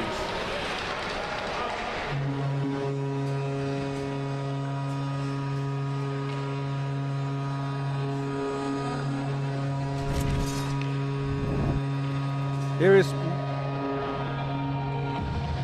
the goalie Moses Fung, and what happened? It went up into the air and it dropped down exactly. That's what happened. I don't know. And when you look at it, Moses Fung trying to get up. Shot puck coming out from the right side of the screen. It deflected off Moses Fung's stick, hits his own player in Erden Chang, and the puck bounced back into his own net, and that's a weird one. As I said, the Hong Kong Pandas, right before the game I said it right there, luck kind of has to go your way to make things work. The game is right, therefore they're taking here today, but you still need a little luck to take that win. And with that goal right there, it's just kind of hinting on, there's another one. I don't know. That's a hint on what's about to come this game. No offense to Hong Kong Panda fans, but I don't know. This isn't going right. Now look at the puck coming in from the left side of the screen. That's a loose puck. And with a handle, oops, sorry, that's not a loose puck. It's playing in reverse. Now it goes the other way. Coming in, Hanglin had a piece of it on his leg. And then the Aviators picked it up on the side. Here comes the pass or the shot. Moses Fung had I don't understand. Moses Fung had the post covered, and the puck kind of went onto his right elbow, trickles down underneath his 5-hole, and score. It gets scored. I don't know. That's bizarre.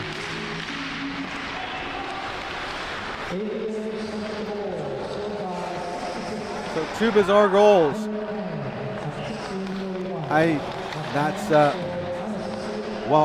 In the players I trust though for the Hong Kong Pandas. They do have the entire first forward line intact compared to the Aviators. Just look at the players missing on the lineup. Missing half the team. Jeffrey Tai to Uno Wong, and that's an offside call made by both linesmen. 2:22 remaining in the first period, and shots on goals. Oh my. One-sided affair in 12-4.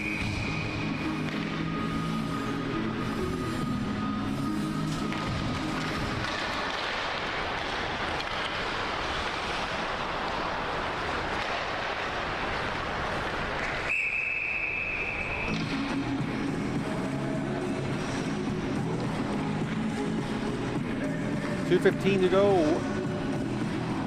2-0 to score. We'll look forward to bringing you Keith Fong, the commissioner, again, due to popular request.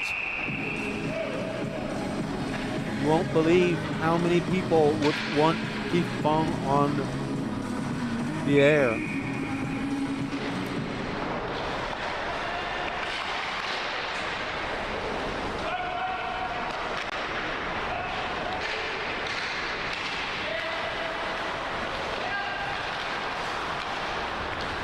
Well, to Henrik Pang with a good save by Moses Fung.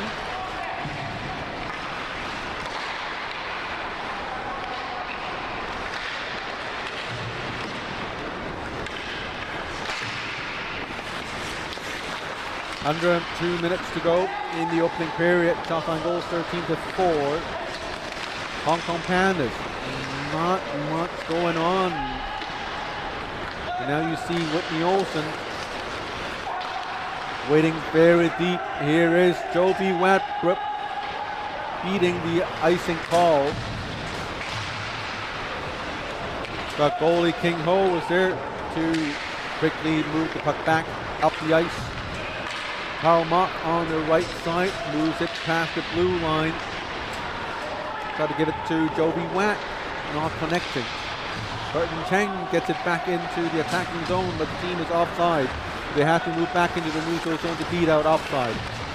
Here is number 17, Andrew Lee. Lee to Albert Persons, gave it away to John Nguyen. John weaves it into the backboards, looking for Ari Leung with a shot. Around 30 seconds to go.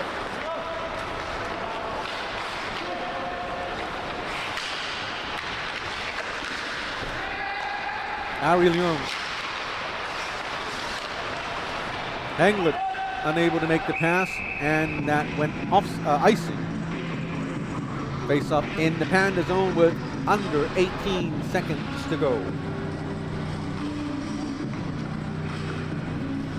Just a reminder, today this is the last regular season game. Our next games are going to be on April the 20th. That's going to be the start of our playoffs.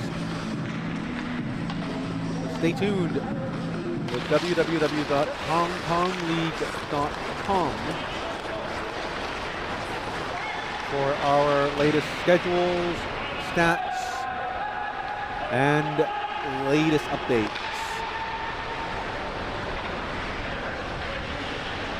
That'll do it for the first period. We'll take a short break. When we're back, we will bring you the second period and hopefully League Commissioner Keith Fong as well.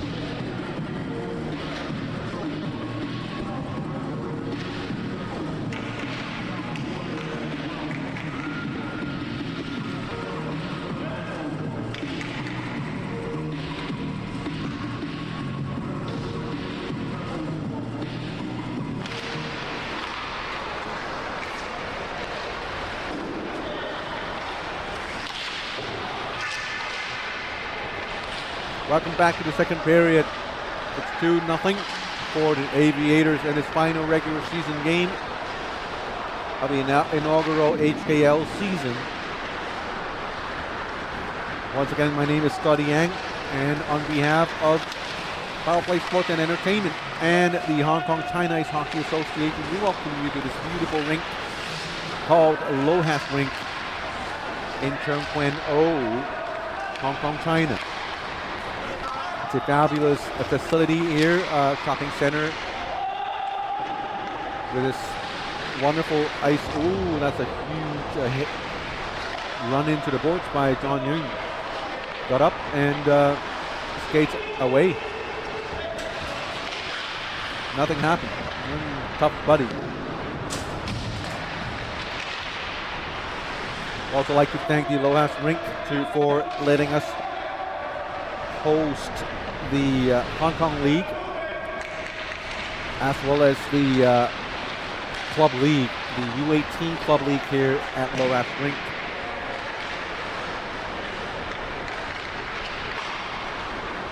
Wonderful staff here, very helpful and courteous and nice. Of course, fantastic ice rink. Here is Albert Corsons against the goalie King Ho.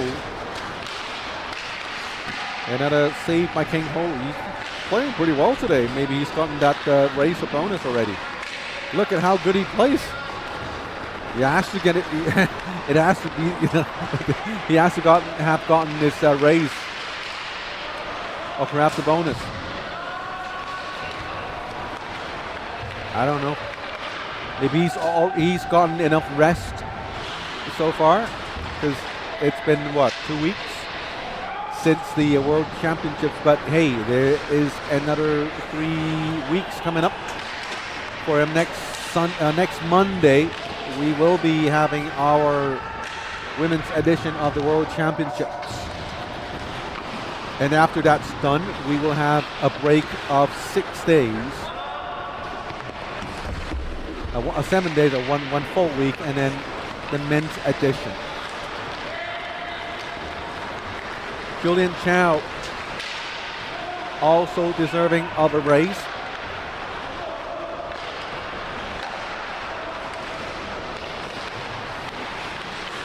All we need is Mr. Chairman of the association to listen in. Here comes the Hong Kong Pandas. Onside play, Karl Mock to Olsen. Olsen spins it to Marco Fung.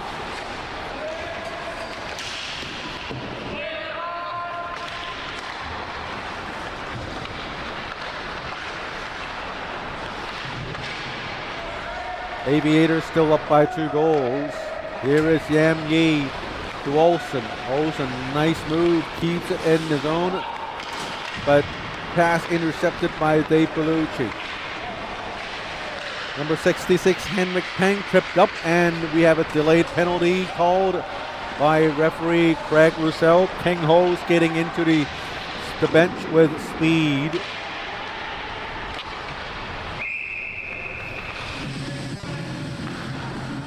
We have a penalty. Penalty against number 6, Jonathan Yu. 2 minutes for a trip.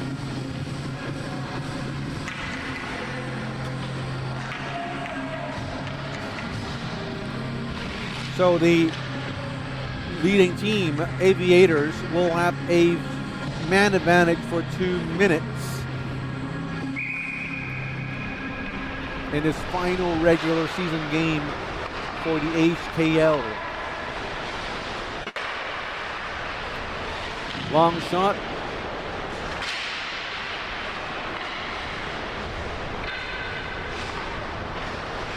Spins around. Leon Ruel with the puck.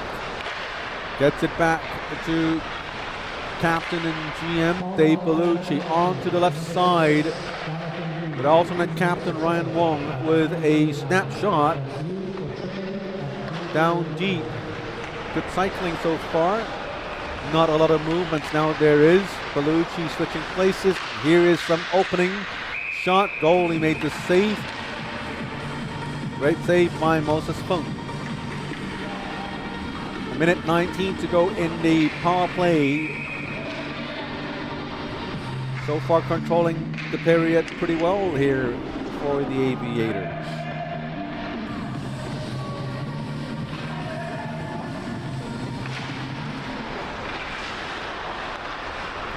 Here's Bellucci again. Bellucci sends it to the right side. Ryan Wong back to Bellucci. Sends it down deep to Jeffrey Tai. A minute remaining in the power play. Long shot by Ryan Wong. Tries to tip it in. Bellucci keeps possession in the attacking zone. Now we have a scram in front of the goalie, and Moses Fung swallowed the puck with his gloves and forced a face-off in his own zone with 47 seconds remaining in the power play.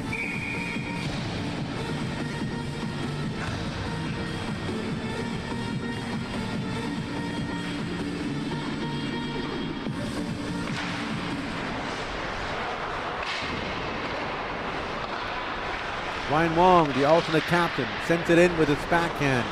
Julian Chow tried to center it to Leon Ruel. Having trouble because Hanglin was behind him. Here is Albert Curson, speeds in, tries to cut into the crease but lost possession of the puck momentarily. Marco Fung puts it back down deep for Albert Curson as Curson spins around and is pinned onto the boards by Ryan Wong.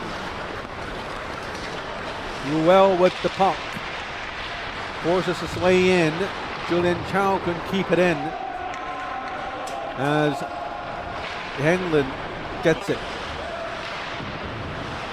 One thing about the Aviators, generally pretty clean changes on and off the bench. Here is a 2-on-1. Andrew Lee to Olsen. Olsen shoots and saved by King Ho.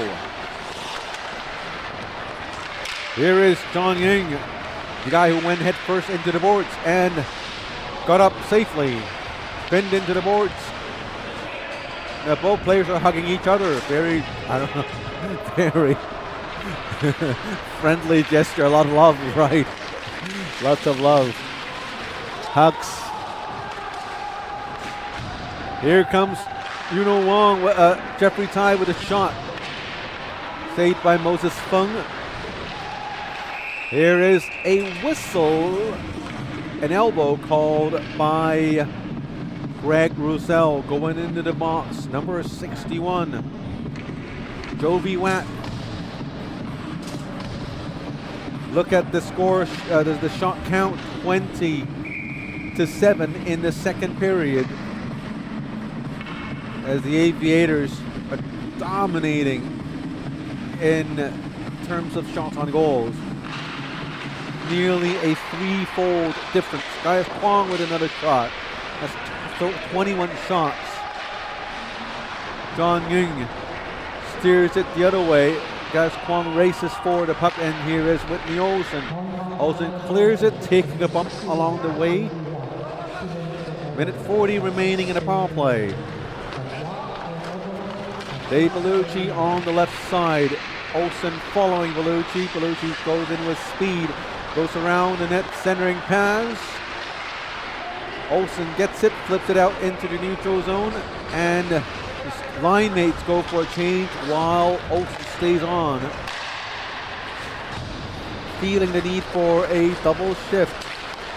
Olsen against Bellucci. This time Bellucci sends it in, and the Aviators speed out icing. Jeffrey Tai. Marco Fung sends it down deep. No icing, of course, as the Hong Kong Pandas are down a man. Still 52 seconds remaining in the power play. Both teams made changes to the lineup. While both teams changed, here is another icing call against the Aviators. Lots of passing, some shots, no goals.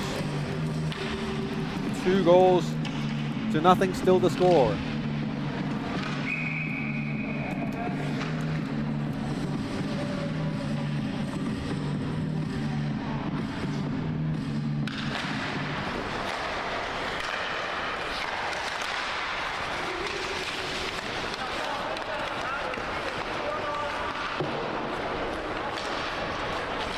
30 seconds remaining in the power play.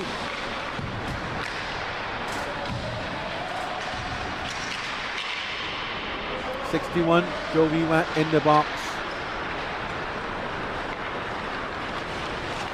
15 more seconds. After the power play, we will bring in League Commissioner Keith Fong, award-winning color commentator, as well as, well, I could call him NHL color commentator, as he's done quite a few games for Hockey Night in Canada.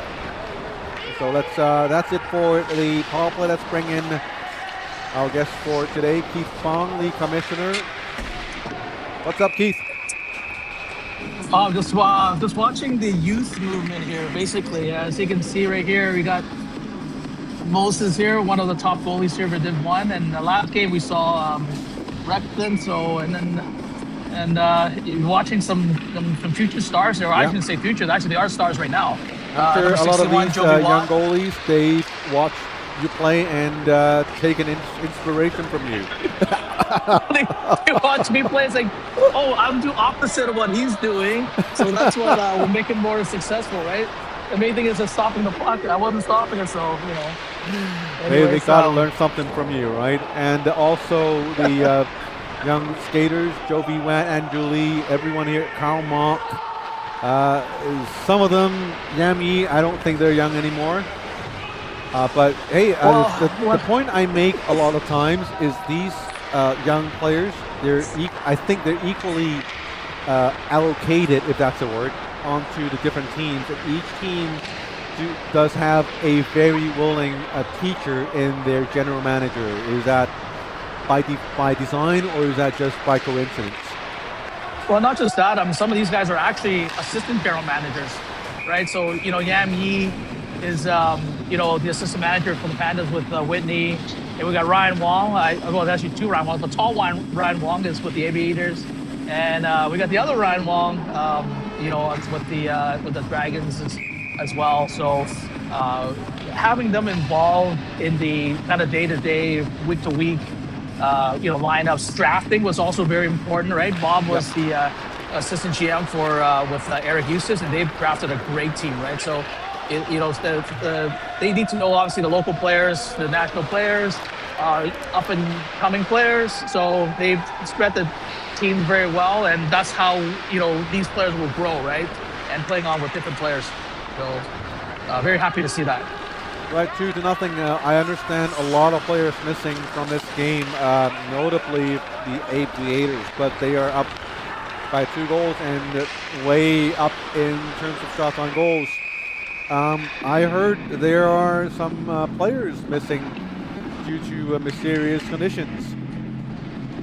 Yeah, I mean, there was a few shenanigans here and there, and some guys were, actually a couple games before were suspended, and the players suspended for this game as well. But we take a lot of these incidents seriously, and the players know too, and they a lot of times they know that they're regretting it and they're sorry about it, but when things happen, we just need to obviously keep everyone in line, and I think that's what's important, right? To make sure that everybody is playing in a fair but also safe environment, right? So that's why we want to make sure that that is also kept as a promise to all the players.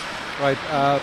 Speaking about suspended players, Jesse Lucier probably suspended from last game. Can you shed some light on what the length of the suspension? Yeah, I mean, Jesse was had a little incident at the end there, but I think I'll leave it at that. And he's sitting out this game, but he will be eligible to play in the playoffs. I was going to see next week, but we're not. We have a few weeks off due to a number of reasons, because we are in Bangkok for a tournament, followed by Easter and the World Champs. The men's World Champs takes a week there, so we'll be back in about third week of April. So a little bit of a time break there between the playoffs, but we expect the playoffs going to be even more intense than a few of these games here tonight. So it's great to know Jesse's going to be back. I'm just going to take your screen off for a second because we've been chatting for a long time. So if you don't mind staying on for the rest of the period or maybe even the rest of the game. The Hong Kong Panda just scored a goal.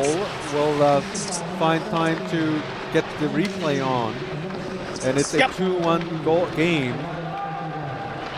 And just a little question about the Aviators leading the game despite losing a lot of the great players. Lucier's out. Shi Chen-yun is out. Let's see, Francis Lam is out. Jimmy Fanstone, the big centerman, is out as well. And here is another goal now. They are back. The Hong Kong Pandas tied the game up. Yeah, there's a number of players obviously from the Aviators are missing. Other than Jesse, that we have obviously Fanstone, as you mentioned. There's also another player missing, Mr. Yannick Wong, who called in sick very late. Reasons unknown. Maybe it's a lower body injury, but I'll leave it at that. So, not gonna make some excuses for the players. Let's hope they are well enough to be back in the playoffs, because from now until the playoff, there's at least a month. The next game is going to be on April the 20th. So, yeah, it's just about 1 month from now. So maybe I'll just touch the details on the playoffs. So, it'll be a best of 3 series. So, obviously, the winner of the best of 3 will move on and into a 1-game final. So I again expect the first round, I guess you can say, is going to be pretty intense. Right. So, and I also understand there is an all-star game. Can you care to shed some light on that? Yeah, originally it was supposed to be from March 2nd, but because the U18 World Champs because when we did the schedule, we didn't have like the World Champs set yet. So, and unfortunately, that was kind of the first day of the World Champs. So a lot of our U18 players, including the Moses and Jovi, who for sure would be selected into the All-Star game, would not be able to make it. So we moved it back actually to on a Saturday night too as well, so more families can come and watch. It'll be on May 16th. So before the All-Star game, we're going to actually have a skills competition. So we'd love to see the young kids come and see the fastest skater, breakaway contest, puck and roll. We are actually in discussion, also not confirmed yet, but I don't mind shedding a light here. We might have the women's leagues actually participate also in the skills comp, but to be determined. So we'd like to see the gals coming out and challenge maybe amongst their peers, or we're not sure exactly the format yet, but we're going to invite them to come on out and participate as well. Right, so it's going to be a huge party for the community, and I'm sure everyone's going to be drinking all those Gatorades at the All-Star game. Yes. Gatorade All-Star game. Is Gatorade going to be sponsoring some of the All-Star, events or awards? Yeah, I mean, Gatorade is our official, sports drink sponsor. So, they're going to be obviously involved in all this too. I don't know. Peeking around Gatorade bottles and stuff like that. Like the for sure. Yeah, and that, and we'll have a few towels here and there, as you can see at our end of our game interviews with our first stars. That's also a little nice touch from them. We appreciate all the support from them, and the players love it too, right? So. And I think the Hong Kong Panda just scored a goal. What do you think about the goal? I just took a glimpse of it, and it was a nice shot there, and right in the top corner there, I think.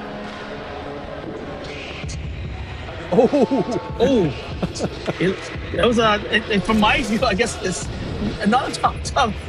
Excuse me, and it looked like it just squeaked through a Kinger's leg there, and Panda's playing a pretty good second period behind the net. The puck hit Kingo's stick, and it went in. Yep. It's just bizarre goals today. 2 bizarre goals for the Aviators earlier in the game. And now it's the Hong Kong Panda scoring some bizarre goals. And now here is a penalty being called. No, it's actually a delay offside. Delay offside. The here. offside. It was yeah, it looked like Henrik Pang, which just came a little too early on that pass. So now they're actually going to put the face-off back where the pass was.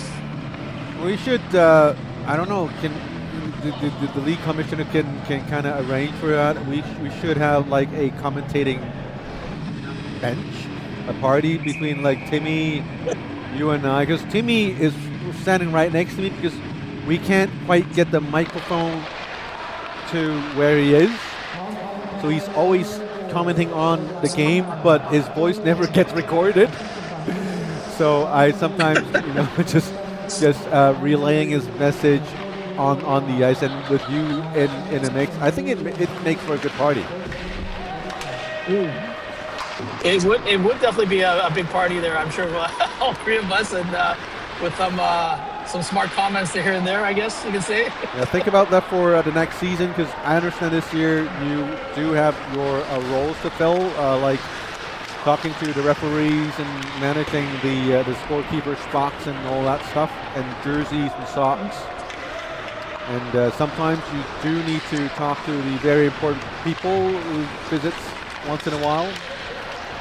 So, yeah, once in a while I gotta shake some more hands, kiss some more babies and whatnot, and act important most of the time. But it's sometimes a thankless job, but it's fun. Again, our satisfaction is just seeing again all the young players play and develop, but yet to also provide actually our top players here in Hong Kong a chance to play some really decent hockey, right?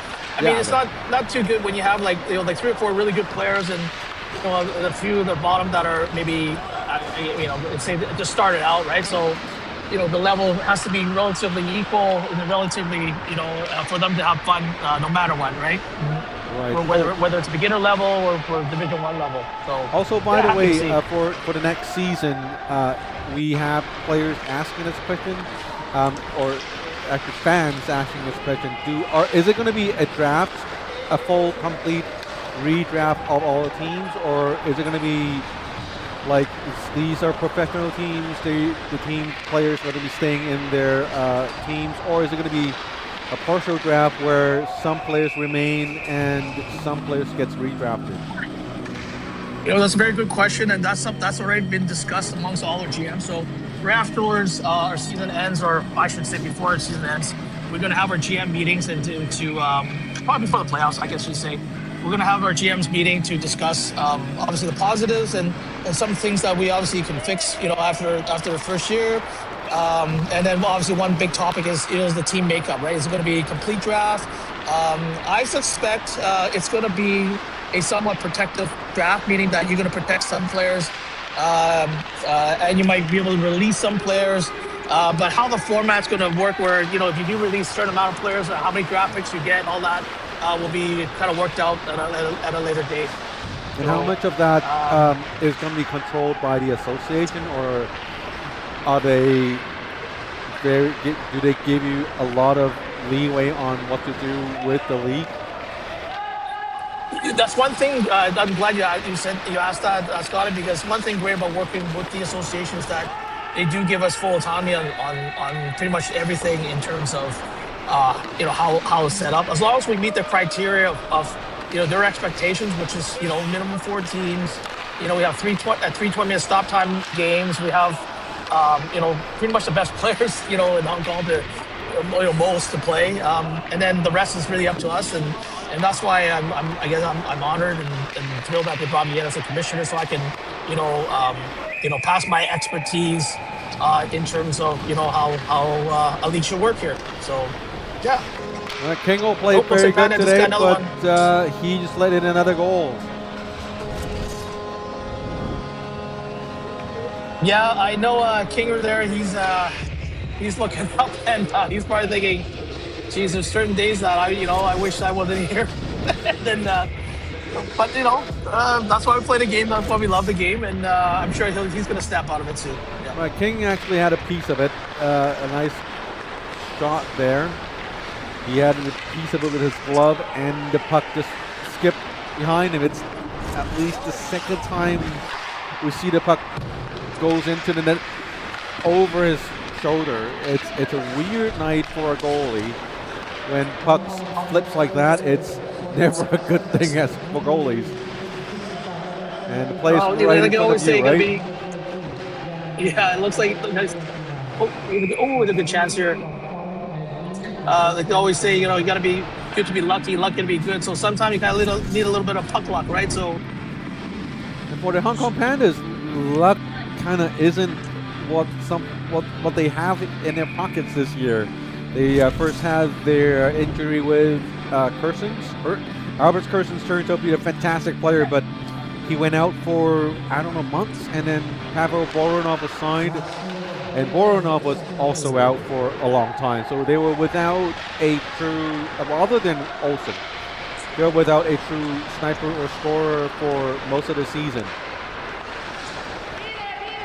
Well, you know what, though? I mean, if they don't have too much luck in the regular season, you always kind of be a positive and say, well, you know what, we're going to get our luck in the playoffs, right? So, they always say they don't really remember too much in the regular season. They always remember, who won the big, championship at the end there. So, hopefully, I think that's probably what you're thinking and hoping, I guess, as well. So, yeah, I mean, when the new season starts, the playoffs, who knows?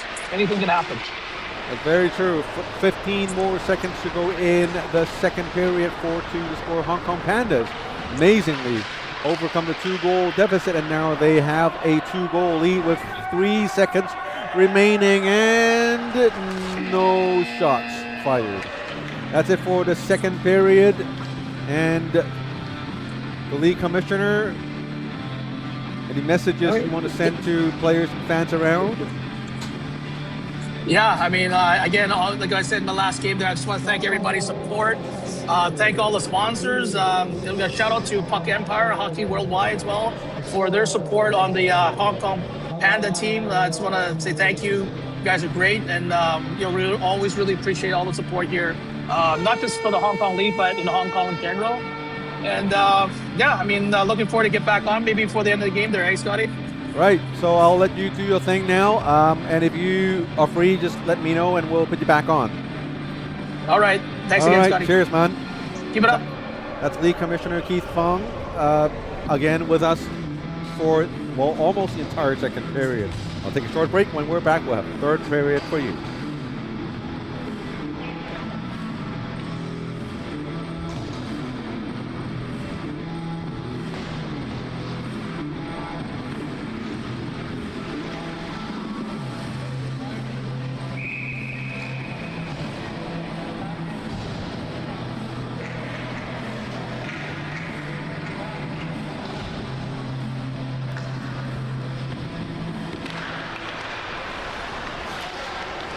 Start of the third period. 4-2 to score. 26-14.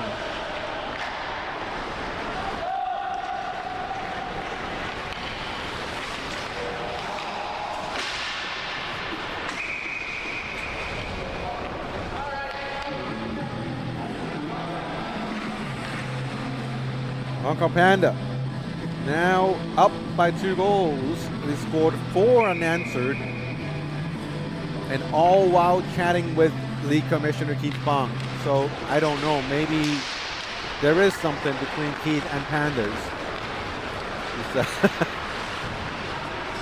Making the Pandas work, and here is Kersons again looking lethal. Starting during the second period, here's Kersons again into the slot, shoots this one wide. Kersons getting his own rebound, skates it, stops and spins around, still keeping possession of the puck, gets it back to number 17, Andrew Lee. Kersons to Lee. And here comes the Aviators on the right side, couldn't quite get a hold of the puck. It's number 19, that would be Uno Wong. Ari Leung in the back, controlling play. Whips it to Gaius Kwong. Kwong tips it up front. And Joe Chang moves it forward. Here is Joe Viwat, unable to get through. And here's the goal. 5-2.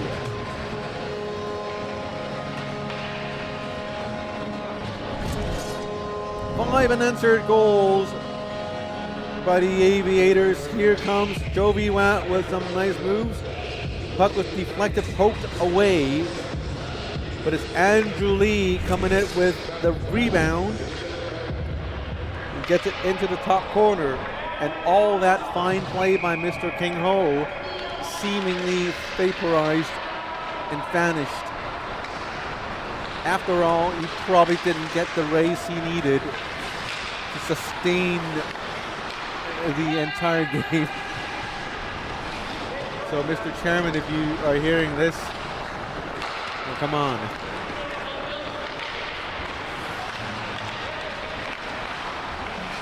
Here are the Aviators again, trying to dangle his way through into the slot area. Here is Julian Chow. Chow to Belucci with a long shot. Goalie Moses Fung with a save. Puck skips out of his elbows, but he got a hold of the puck before the Aviators had a chance to play it. Now the Hong Kong Pandas run the risk of receiving a personal misconduct by putting the puck away out of the referees or the officials' reach, which is never a good thing. And no. Some referees don't call it right away, but when I referee, I don't give second chances. It's to tell players what can and cannot be done on the ice. Maybe if there's a loud tap on the board, I'd let them know, hey, well, that's borderline. But the second time they do it, There's Julian Chow again. Julian Chow stops, mishandles it, quickly backhands it back down deep. There is Ali Leung behind the net. Nice save by Moses Fung. 29-16 is the shot count. Here is another save by King Ho. Certainly energized and motivated by my mention of getting a race. Here is another save by Moses Fung. Both goalies putting on a great show today. Here is Olsen. One hands it to center ice. Intercepted by the Aviators. Onside play. Here's Aoi Lang with a shot. This one saved also by the goalie. Jovi Watt coming in from the left side. Weaves all the way in and he scores. Usually, plays like these do not work in the Adults League. But for this time, it worked, and that's a highlight reel-worthy goal. Look at Jovi Watt. Deeks over one, gets past a second, move past the goalie, flips it up just out of King Ho's reach. And that's 6-2 Pandas. And almost a seventh one. King Ho flashed his leather on the gloves. I don't know why I feel I need to add that, but that's on the right side coming in with a shot. King Ho flashed his glove right there. Busy game for Mr. Ho as well. 18 shots on goals. The Pandas taking advantage of a depleted Aviators lineup. And with the score at 16 minutes going, they might win it in regulation time, and that would mean a win in regulation time would mean that would put them over the Aviators and 2 points clear for third place.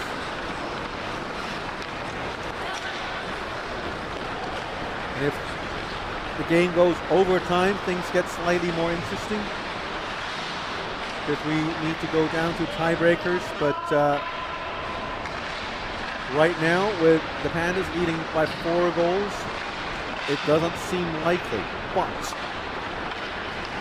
with the record, with the history, with the amount of luck Pandas have gotten over the past year, still anybody's game, I'd say. Here is Angeli on the left side. Lee back to Kersons. Kersons feeds it to center. Angeli with a nice move, gets it to Tim Hanglin with a long shot, blocked, deflected into the back of the boards. Here comes the Aviators with a long pass. Tap pass to number 19, Yuno Wong. Wong goes all the way in, spins around with a no-look pass. Pass didn't go anywhere as it was deflected by Hurton Cheng. Alberts Kersons passes the blue line, weaves his way through with a long shot. This one deflected off a stick and out of bounds for a stoppage. 14:49 remaining in the third and final period of the game. 6-2 the score. Hong Kong Pandas, the amazing comeback story, scoring 6 unanswered and now in lead with 4 goals.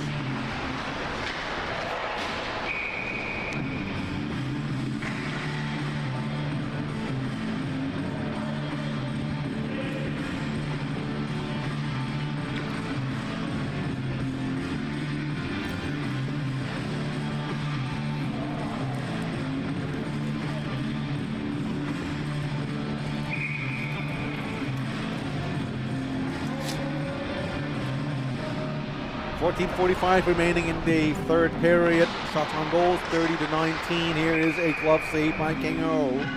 So good, we have to see it again.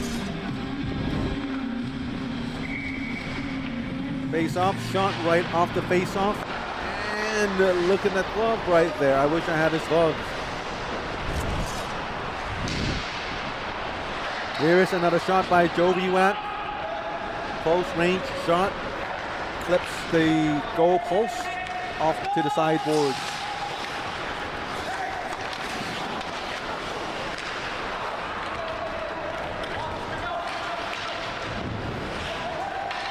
Another gentlemanly game going on so far.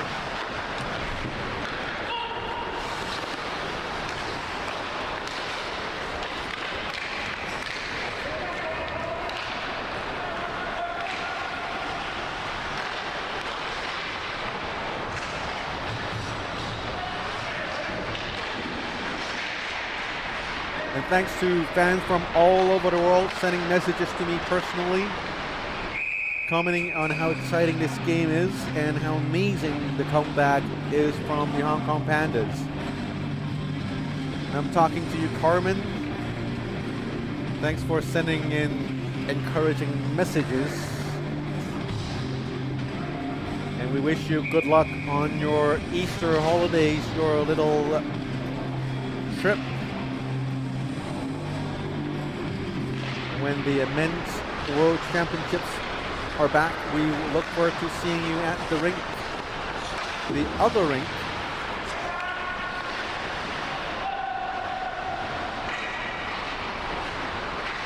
.62 the score.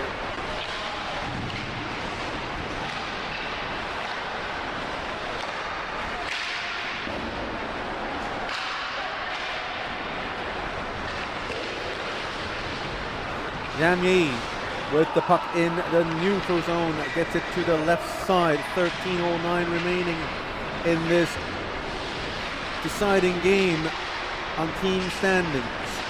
With a regulation win, either team would finish the season in third place.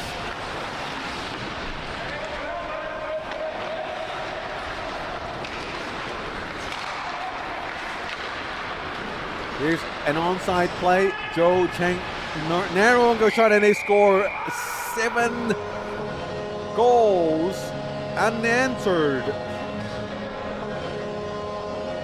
My, oh my.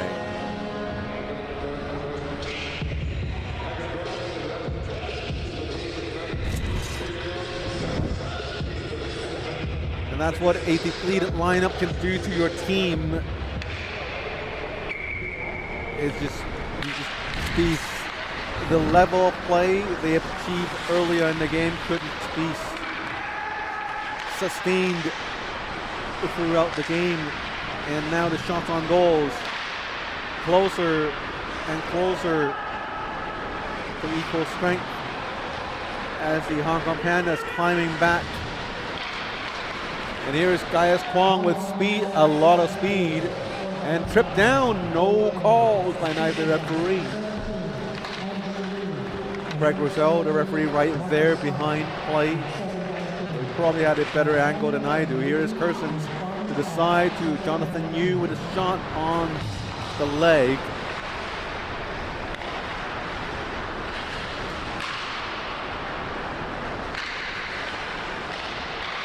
Thanks to all those watching at home or wherever you are.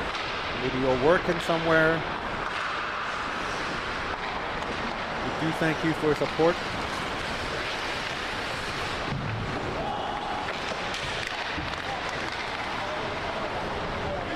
.11:30 to go in this game, 7-2. On my right, the Aviator bench, very visibly frustrated. But there isn't much they could do about it. If you look at the players, the body language of the players, a lot of them very tired and fatigued. And this is exactly when the players in a 60-minute shot clock game has to play with their mental toughness.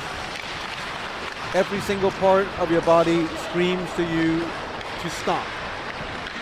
It's just basic instinct. You're tired, your muscle aches. You're tired, you want to go home, you want to have that nice sleep at this time of the day. And here is another goal by number 78, Marco Fung. The Aviators have no way to climb out of this hole they are digging themselves.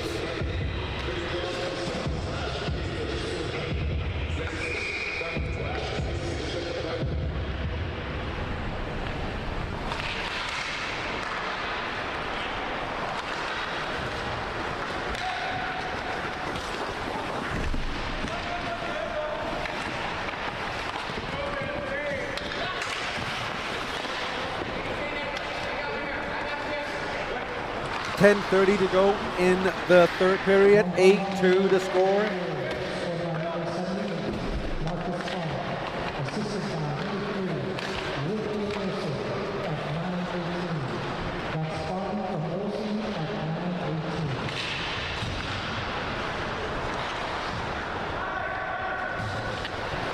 Here is Whitney Olsen. Arms up by referee Craig Rosell with a delayed penalty, and for the Pandas, they are going to be playing another power play, and here is the whistle.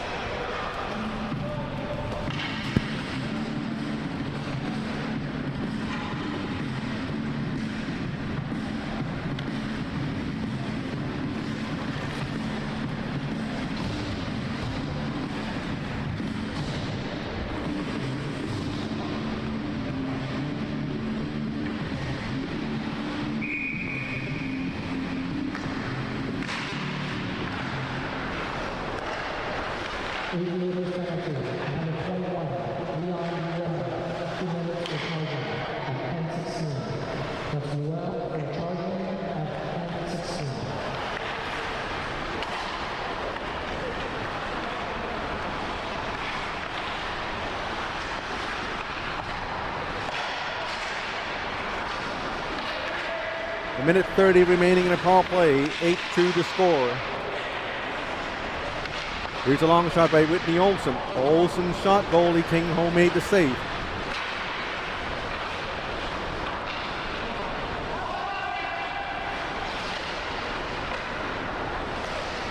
Not much going on here. Is a tip in front of the net. Saved by King Ho with a stick. Here's a shot into the boards. No calls by the referees.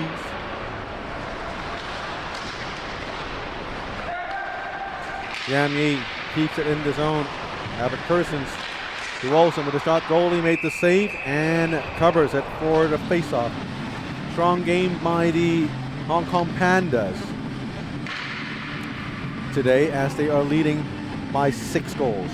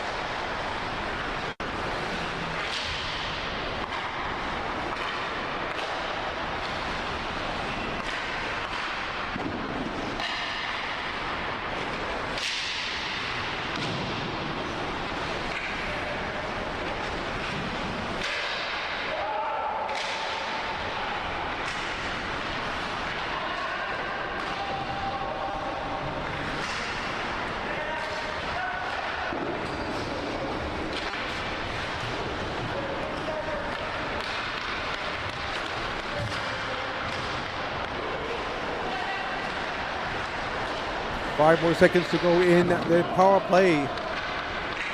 Still a 6-goal game. Here comes Leon Ruel from the penalty box. Teams back to 5 apiece. Persons mishandles the puck, almost gave away a breakaway. But Persons gets it back. I think this game for Albert Persons, it's a great opportunity for him to get his confidence back and his form back. And since the middle of the second period, I think it's when Albert Persons really come together and put together this amazing comeback for the Hong Kong Pandas.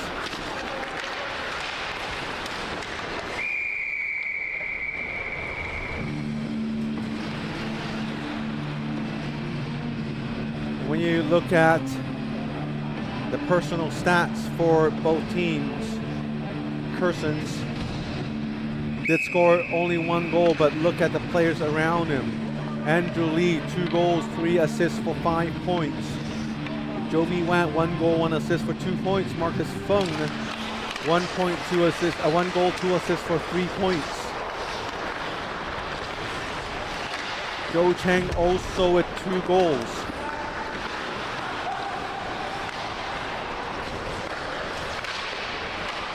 A tough outing for King Ho for sure.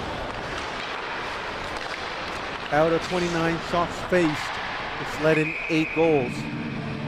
But really, there wasn't much he could do with a lot of those goals, if not most of them.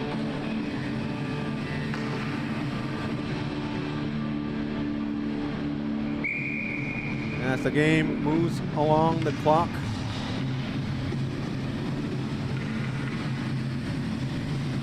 the Hong Kong Pandas are likely going to finish in the 3rd place overall in the standings. The Aviators had a great run. A lot of fans and players did write them off early in the season after they accumulated the longest losing streak in the league this season. At a point, I think they were down to 6-7 games in a row. But with the comeback of Jimmy Fanstone, they've returned to form and the players clicked together. It seemingly found a way to get the scoring going. But that was short-lived as the comeback came a little too late.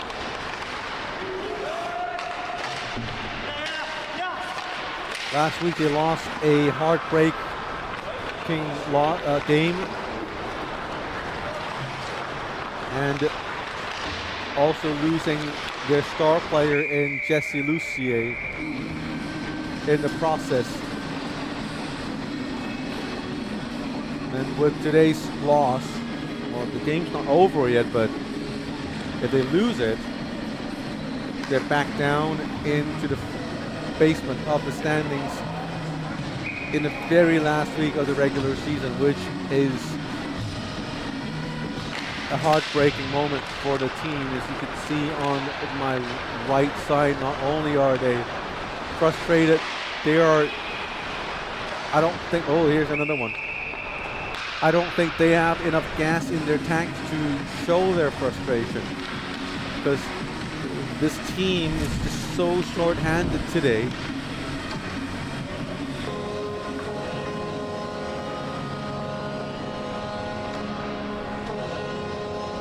So the team is so short-handed, and we're, no offense to some of these guys, I mean, they all play better than I do, but we're forcing some of these second-line players into the first line. And when they have to go up against the likes of Jovi Watt, Albert Kersons, Whitney Olsons, that's not who they normally play up against. And once they're on, they are being forced to defend. When you've played a game where you have to be in defensive for a prolonged period of time, you know how tired it gets. And on my right, the players, they're all exhausted. There's not a single word among these players. Everyone's sitting on their benches with their backs against the back panel, what do you call it? The back panel. And it's an unfortunate game for these players. And I can understand there are players who can't come to the games, but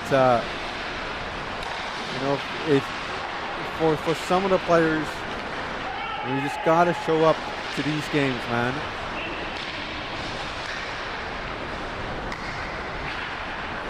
There's a long pass to the left side.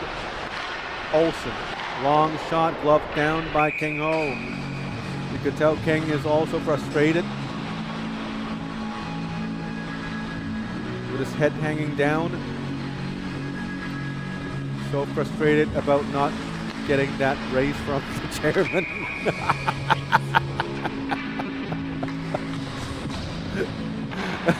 This is going to be the last time this week I'm starting to talk about this. And we still got Julian Chow to talk about. Julian is also due for a race. I'm vouching for all of you guys, even though I'm not getting any of that money. You know, if you get them, just, I don't know, buy me a drink or something, a boba tea or something. The score now is 9-2. I think there's no doubt that this game is going to end one way. But you know, you have to give it to the Aviators. They came up. They outscored the Pandas badly. They scored the first 2 goals. Everything looking rosy. I don't mean the referee, but everything looking like rainbows and chocolates and marshmallows. But in the end, they just couldn't keep up with the Hong Kong Pandas. They were just forced to, a lot of these Aviator players, they were just forced to play up against players normally not at their level. And even though they've really excelled in the first period of play, starting when fatigue and frustration starts to kick in, and when you have players like Persons, he's just getting on fire like that. It's just unfortunate. And 2 minutes and change to go in the game. About time to wrap up this season. It's been a great season so far. We've had a lot of great moments, memorable moments.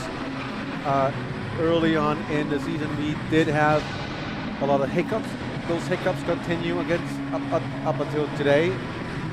I just ran to one of these cameras to replace a faulty battery that's been plaguing us since 2 weeks ago. Things like these, missed video links, bad cameras, wireless interference, and I don't know.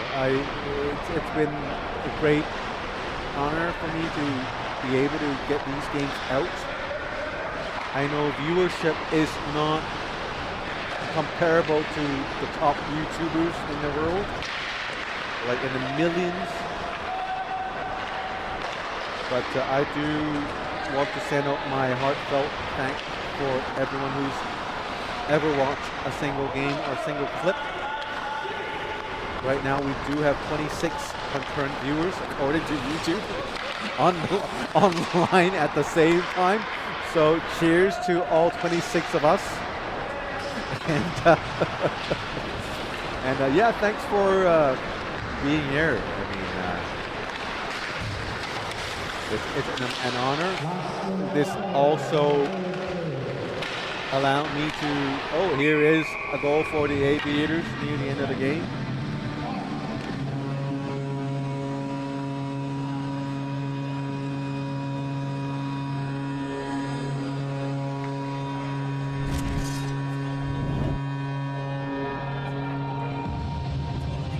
Totally backdoor. Very nice one. But yes, everything enabled, everything just opened a lot of new paths for me. I was able to be the voice for the World Championships here in Hong Kong, China. For that, I'm also grateful. It's a very tough job, and likely when you hear from me again on April the 21st, I would likely have lost my voice already. And hopefully I would still be back in one piece with all the equipment intact.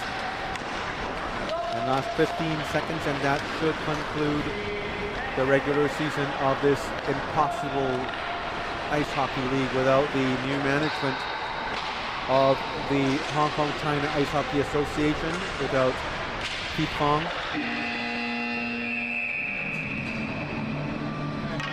There would not have been the HKL. And also thanks to the Lohas Rink, Keith Fong, my buddy here, Tim Poon, everyone at the Lohas Rink, Jason, some of the guys I don't know their names, and gals as well, the scorekeepers, Mrs.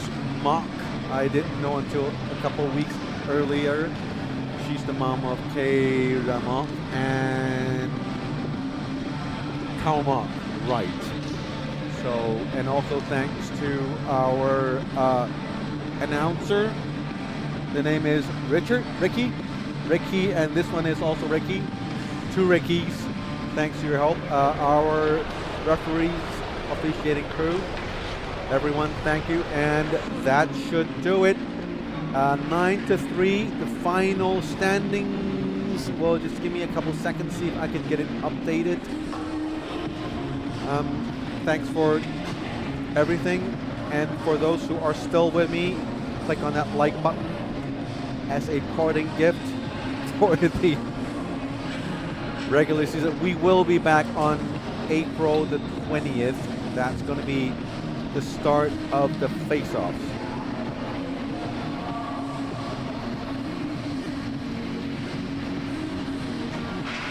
And a word from, there you go, the word from our controller, not sponsor, our controller says the latest standings have not been updated yet, so we'll just show you this one. The Hong Kong Panda with the win, they have 3 points, that's 16, so they go into 3rd place. So for the playoffs, Toro Bulls versus Aviators and Black Dragons versus Hong Kong Pandas.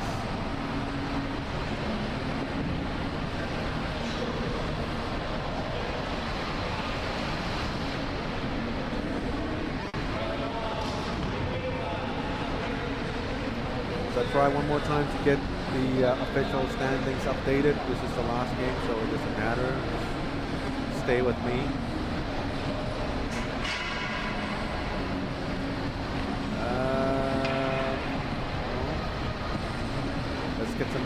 started. Good. Let's see. We'll just have to wait for. Yeah, there you go. Let's try one more time. And no, that's it. So, Turbo's versus Aviators, Black Dragons versus Hong Kong Pandas. That's going to be in the playoffs on April 20th. My name is Scotty Yang, and we have everyone here. Good night, and we'll see you in a month.